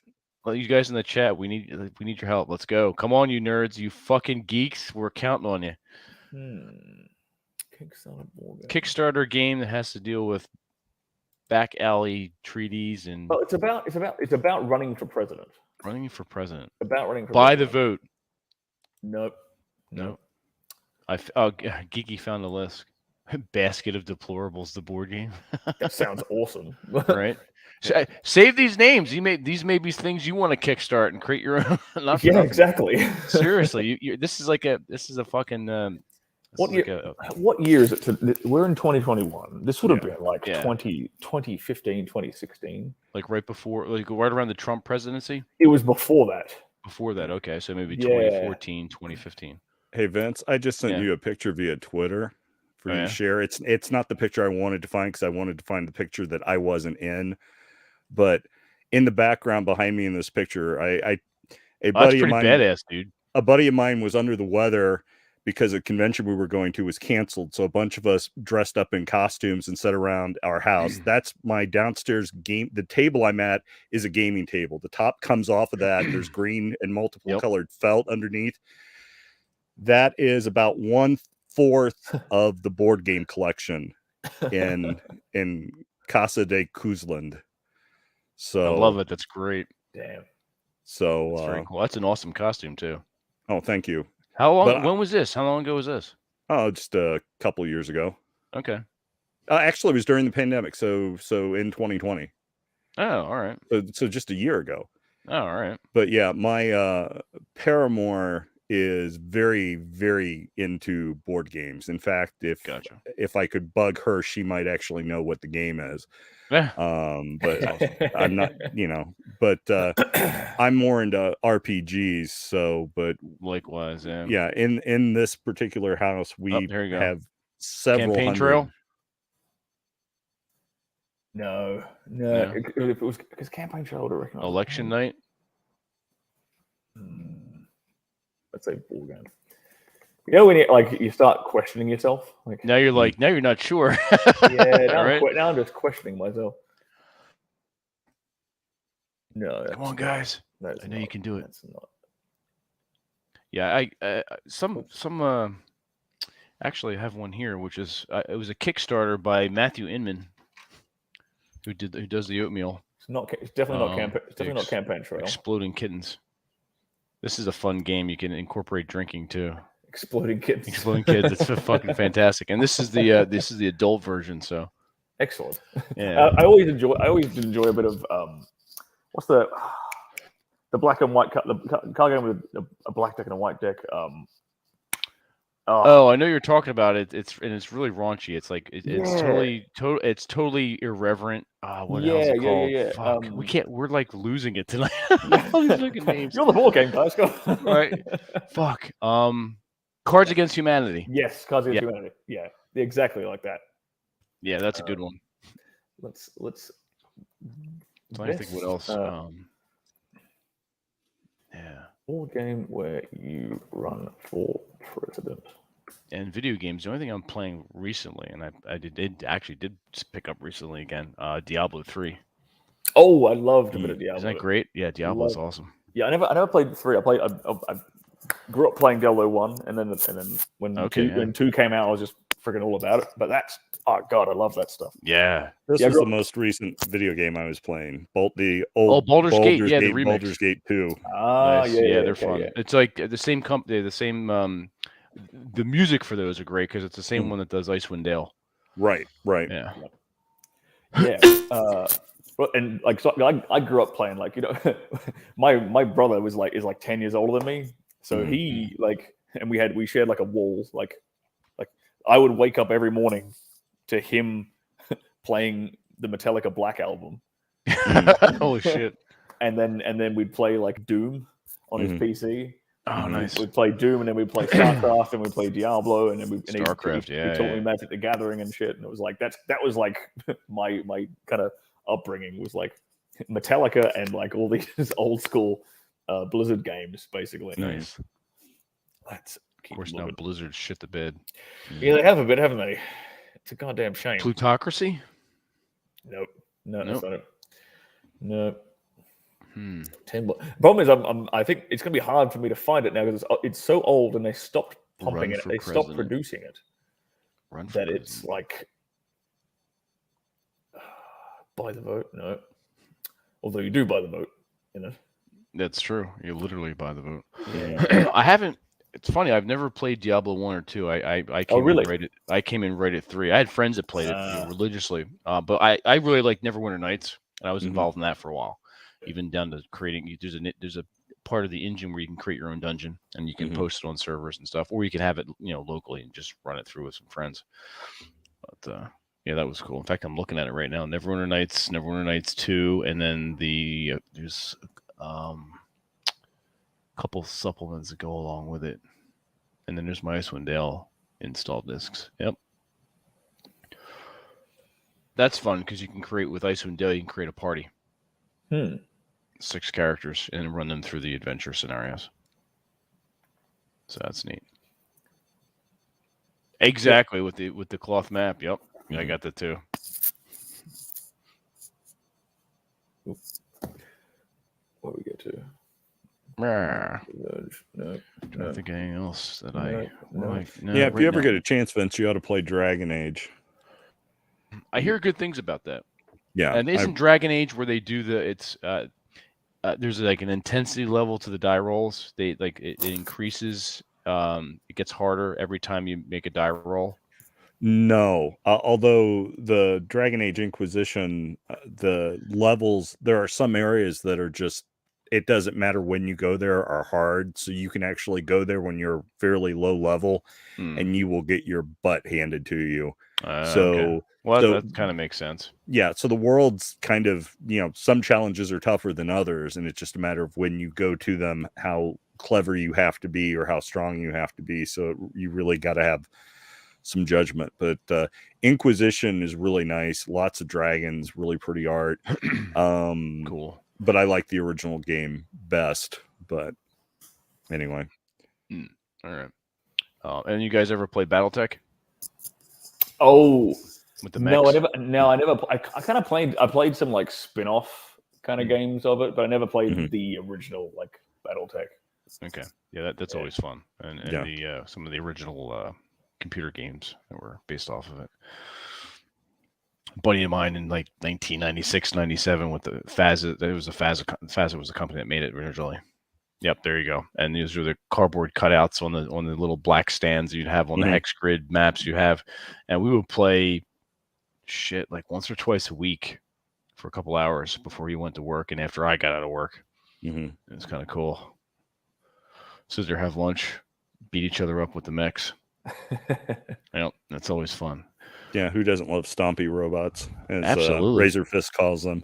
That guy cracks me the fuck up. He's like the love child of Dennis Miller and what's his face? Sam Kinison. Yeah. Yep. It's fucking hysterical. Mm-hmm. Yeah, he loves BattleTech. You know, the good thing is that BoardGameGeek.com has like a list of Kickstarter board game projects for each year. Oh, no kidding. You just got to go through. I'm just going through every year until from like in the 2000s. The primary? So I can. No, that's not it. Nope. No. Until I can find this damn thing. We're gonna have a celebration once we find it. Yeah. we have to go out and get it, see if we can get a copy and then play it. It's. I remember it being super hard to like get. Because I was thinking about getting one, but my brother already had one and my other friend had one. I was like, this like if I want to play it, I'm going to play it with these guys because these guys know how to play it. And then that's why I forgot what it was called. Campaign for President. I think that was already mentioned, but no. This thing is like old, like mid 2000s. Okay. Kind of board game, and again, very prophetic. And it's a Kickstarter. Yeah, very prophetic. and a Kickstarter at the same time. There was a board game called Ultimate Dinosaur Fighting. That sounds awesome. Ultimate Dinosaur Fighting. These little dinosaurs that fight each other. I mean, there is something like that where you strap like lasers and rockets to them, and they go into like an arena or something. Love it. That's fucking cool. Yeah, the crowdfunding aspect of it has given rise to so many really cool things. So much so that you wind up going broke. You really have to curate your likes and dislikes, like what you really want to invest in. Oh God, yeah. You'll go Like, nuts. I mean, I still get stuff from friends who send me their Kickstarters, and even James on Masculine Geeker, he's got a lot of Kickstarters and a lot of his games that he's rolling out, his role playing games. Yeah. Just can't keep up with it. And then you don't have the space. Like for Dungeons and Dragons, a lot of the encounters that I have, I'd like to buy the 3D dungeon tiles from Dwarven Forge. Whether the dungeon walls, the sewer systems, and the castle walls and stuff like that, and pillars and doors and traps and stuff, and then they're great, and it looks good on when you're broadcasting online, but then when you're done, you're like, oh shit, where do I store all this stuff? Yeah, that's a problem. Oval Office. No, I appreciate everyone chipping in and like finding. Yeah, no, it's cool that you guys are coming up with the names. Is there a category? Does it come under a certain category? Surely political would be a category. Here we go. Yeah, I think Sterling Geek is like, and then the name's going to pop in his head. That's just I know. Oh yeah, you know the moment someone says it, I'm just going to jump out of my chair. Right. That's it. That's the one. That's it. God damn it! Now we got to get it. We got to see if it's on eBay. All right. See all. Okay, these are all linked games with the. Well, since you know Rollo and you've hung out with him and stuff, has he showed you his Warhammer collection? He actually hasn't. No. What the fuck? I haven't been to Rollo's house in. Oh, okay. Okay. We've hung out in Tahoe. We've hung out here in Miami. Right. But I haven't actually been to his home. That's how. It's funny because that's how we got our start and kind of him being Dungeon Master. Back when I was watching his broadcasts, going back almost 3-4 years now, when he had his old setup. If you go and you look at the angle where he has his camera, he shows everything behind him, which is all his bookshelves and part of his painting desk where he did the Warhammer stuff. So I was actually paying attention, not just listening, but paying attention to the video. And I'm looking, I'm like, oh shit, the spines of those books look like D&D books. And sure enough, they were. And come to find out, he's a huge D&D nerd, and he's a professional Warhammer painter. There you go. Yep. I'm like, wow, that's pretty badass. I like it. Got to have this guy on the show. All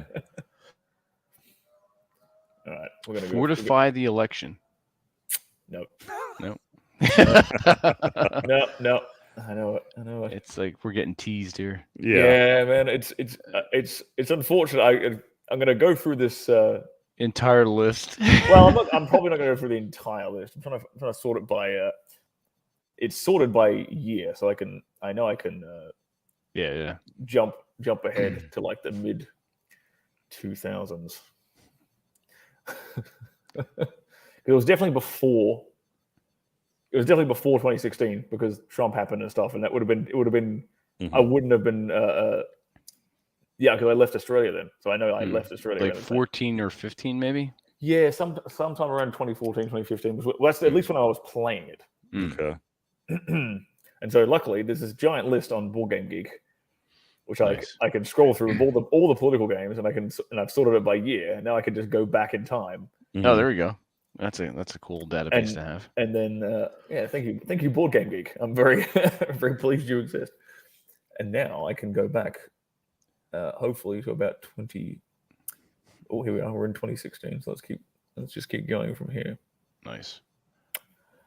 I know, right? I was about to say you read my mind, Geeky. Where else? I mean, nowhere else other than Masculine Geek will you be able to talk about your geek hobbies and dirty talk and fucking women. This is like we've taken an odd turn, but I'm fine with it.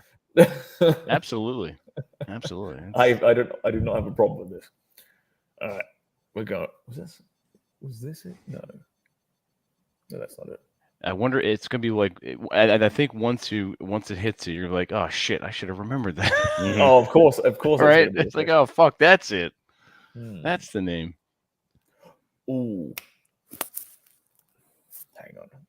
Well, what time is it in Australia? Can we wake your brother up and say, hey? Yeah, give him a call. Like, what the hell is this game?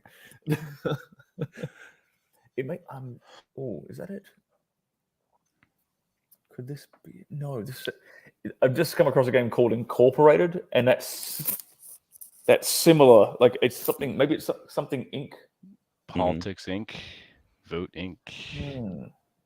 You know what? Fuck everybody over Inc. You know what's funny is that I don't think the name of the game actually had anything to do with politics or the president. I just know you could run for the president. So maybe the name. Maybe I'm steering everybody a bit wrong because it's not like that was an aspect of the game. Yeah. Fuck. Oh no! Now we're really down the rabbit hole. Oh, hang on. I remember. There you go.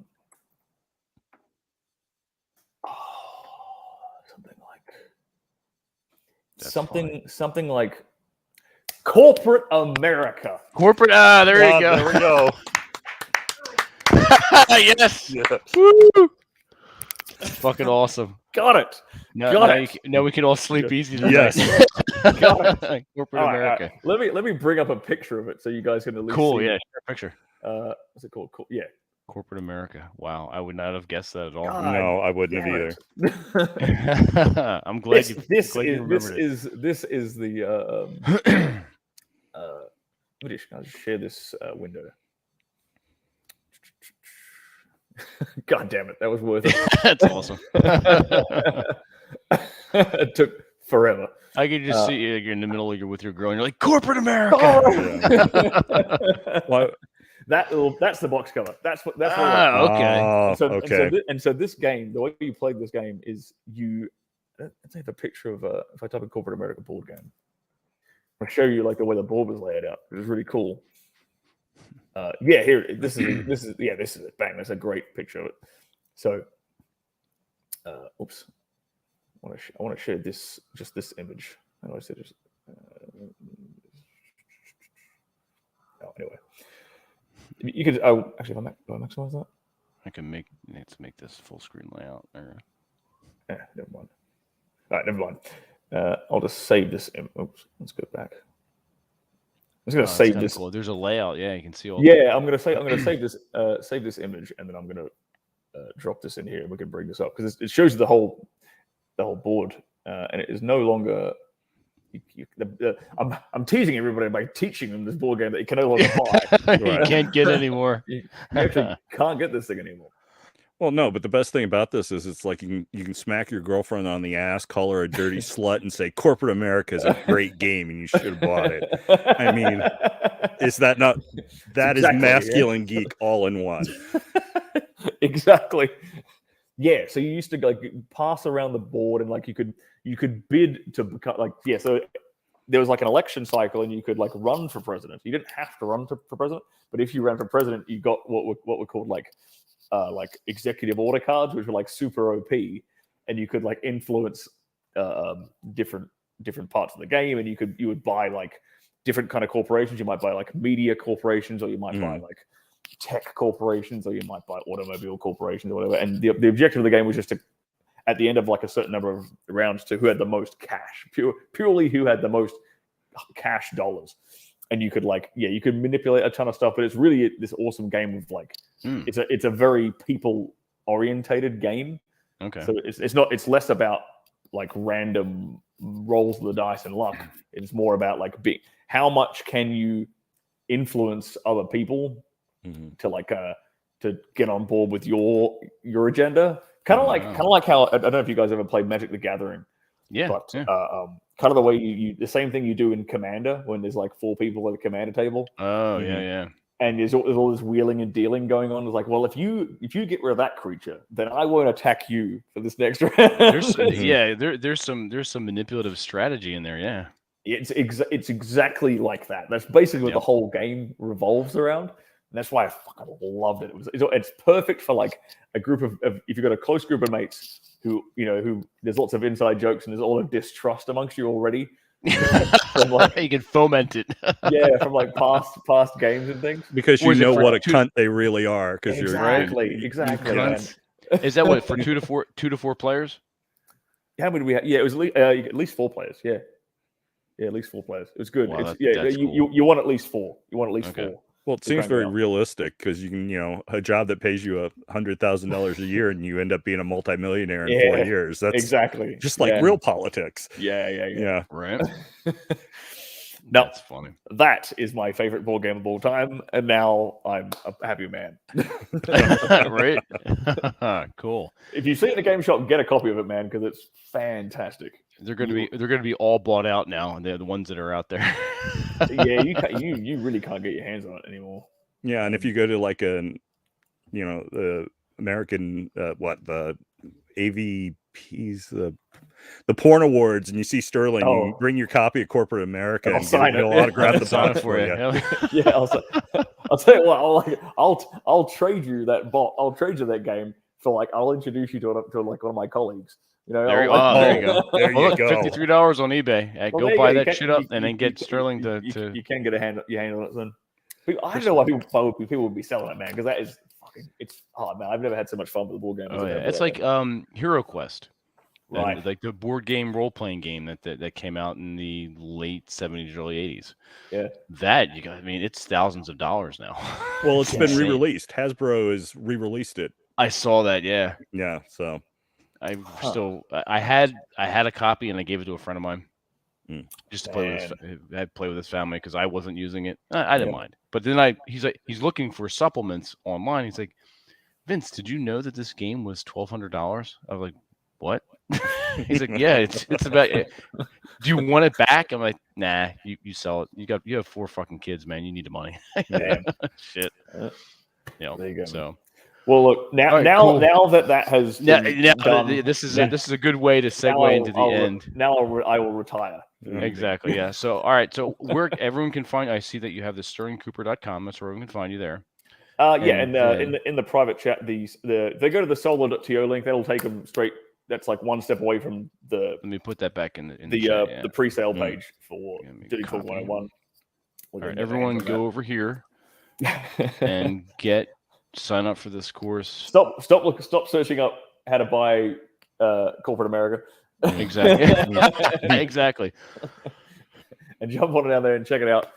Like I said before, it's 50% off until the 27th of November. So you get your pre-orders in before the 27th of November. You get it for $197. After that, it goes up to $399. So you can save yourself $200. Like I said before, I go into depth about all kinds of different frameworks for dirty talking.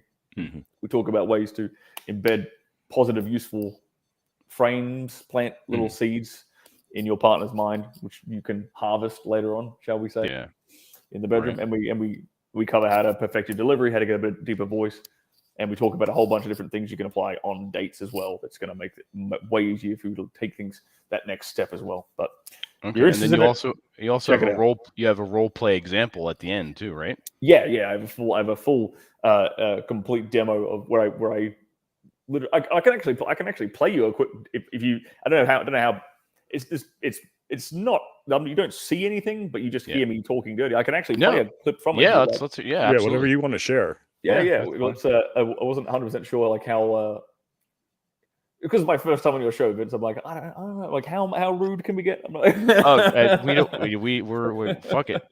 We'll do everything. Fuck it. We'll play the nasty one then. Cool.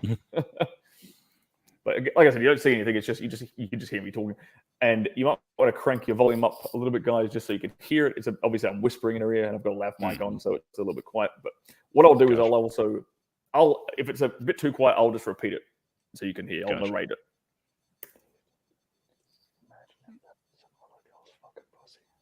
I said, imagine if that was some other girl's pussy, as I'm getting her to suck on my fingers. Ah, okay. I bet you'd love that, wouldn't you?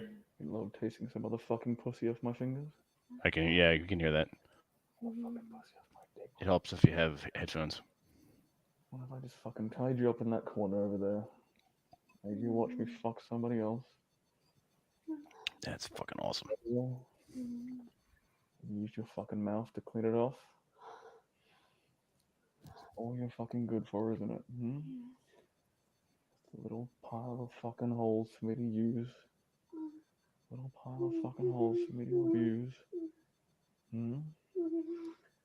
My personal little cum dumpster. It's fucking awesome. Love it. gonna have to use that one. And then I make her say it to me afterwards at the end. Right. Make her say "cum dump." That's fucking. I love it. It's brilliant. But there's a couple of different things I'm doing there, right? So like at the very beginning where I'm talking about,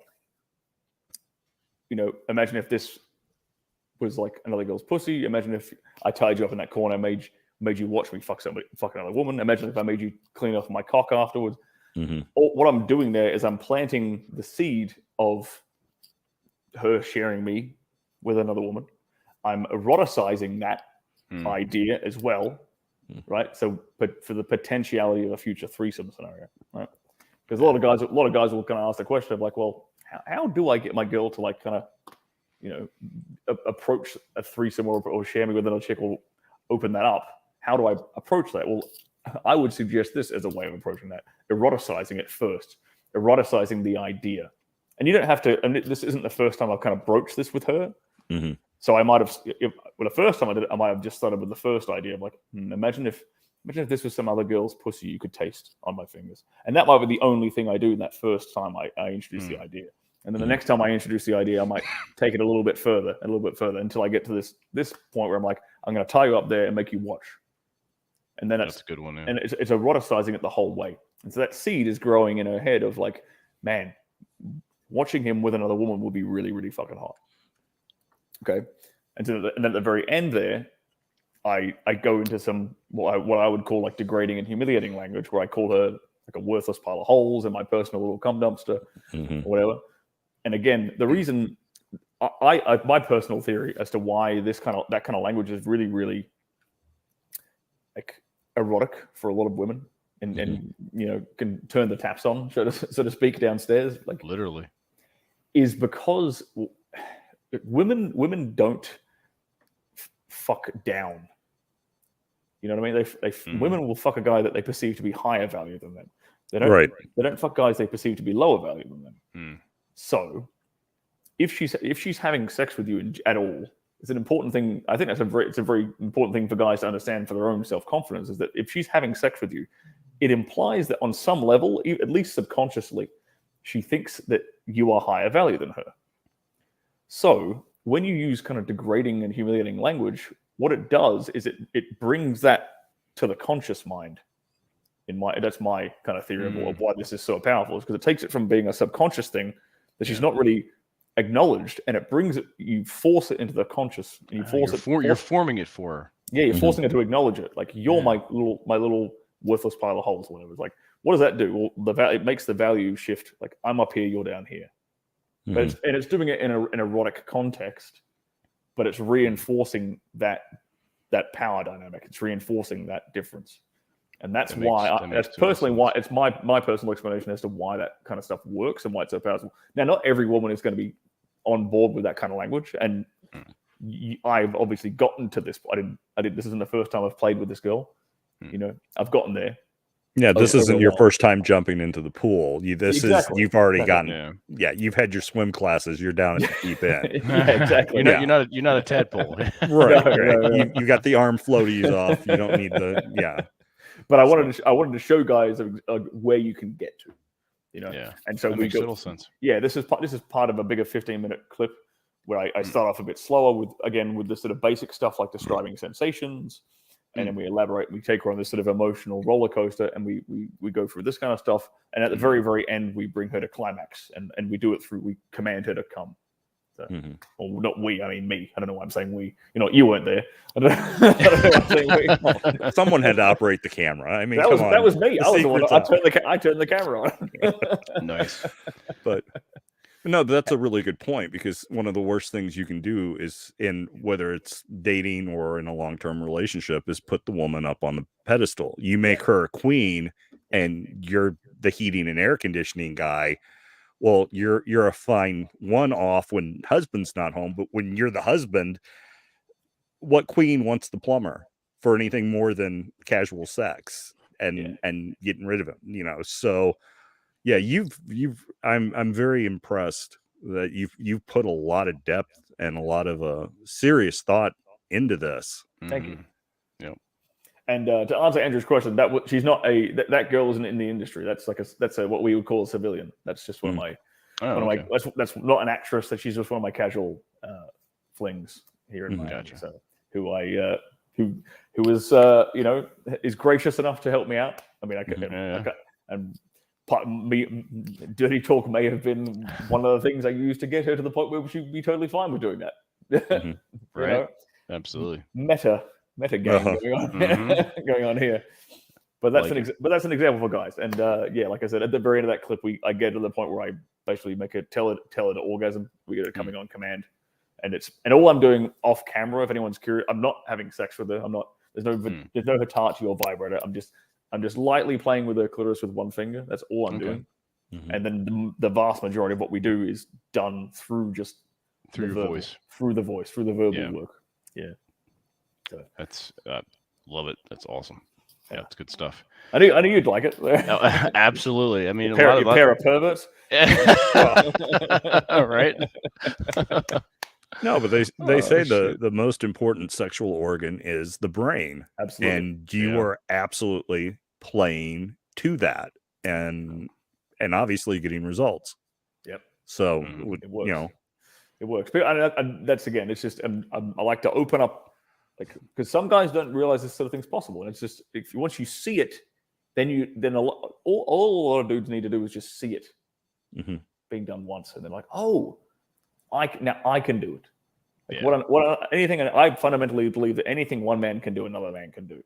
Oh, absolutely. And I think that's the best way to approach everything in life. And so that's like, okay, if guys can see that this can be done, then they can go out and practice it. They can go out and implement it themselves, and have a hell of a lot more fun in their sex life. Right. Yeah. And that's always a good thing.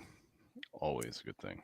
Yeah. All right, cool. Thanks so much for coming on, String. It's good to see you again. Yeah. Good to talk to you, and good to talk about your work and geek shit too. Yeah, exactly. Look, keep it between us. Can't have this getting out that I'm that much of a nerd, right? No, it's a real great pleasure for me to meet you, Sterling. Obviously, like I said, I'm familiar with your work, and obviously I'm familiar with you because of your friendship with Rollo, and but it's nice to actually meet you, as it were, and say I appreciate it, and thank you for joining us. No, I appreciate you guys having me on. It was a great chat, and I'm glad I got to regale you with stories of my degeneracy, my criminal family background. That's awesome. And my geekiness. Cool. So yeah, I had a great time. Likewise. All right, everyone, go check Stirling's stuff out. Go ahead and sign up for his course and get in there before the 50% off goes away. You have until midnight on Saturday. Yep. So there you go. And Bacon goes ahead and shows that again for us. Thank you for showing that, Bacon. Appreciate that. Everyone in the chat. Thank you for joining us. Thanks for hanging out. Thanks for also helping us with the board game search. And that was fun. Although my directions were slightly off. Yeah, you fooled us. And everyone have a good Thanksgiving. Everyone in America have a good Thanksgiving. To you and your families, your friends, enjoy, be safe, and until next time, keep the wine flowing and keep that lead flying down range. Don't take any wood nickels, and always check out Masculine Geek on Wednesday nights. So until the next time, we'll be seeing you.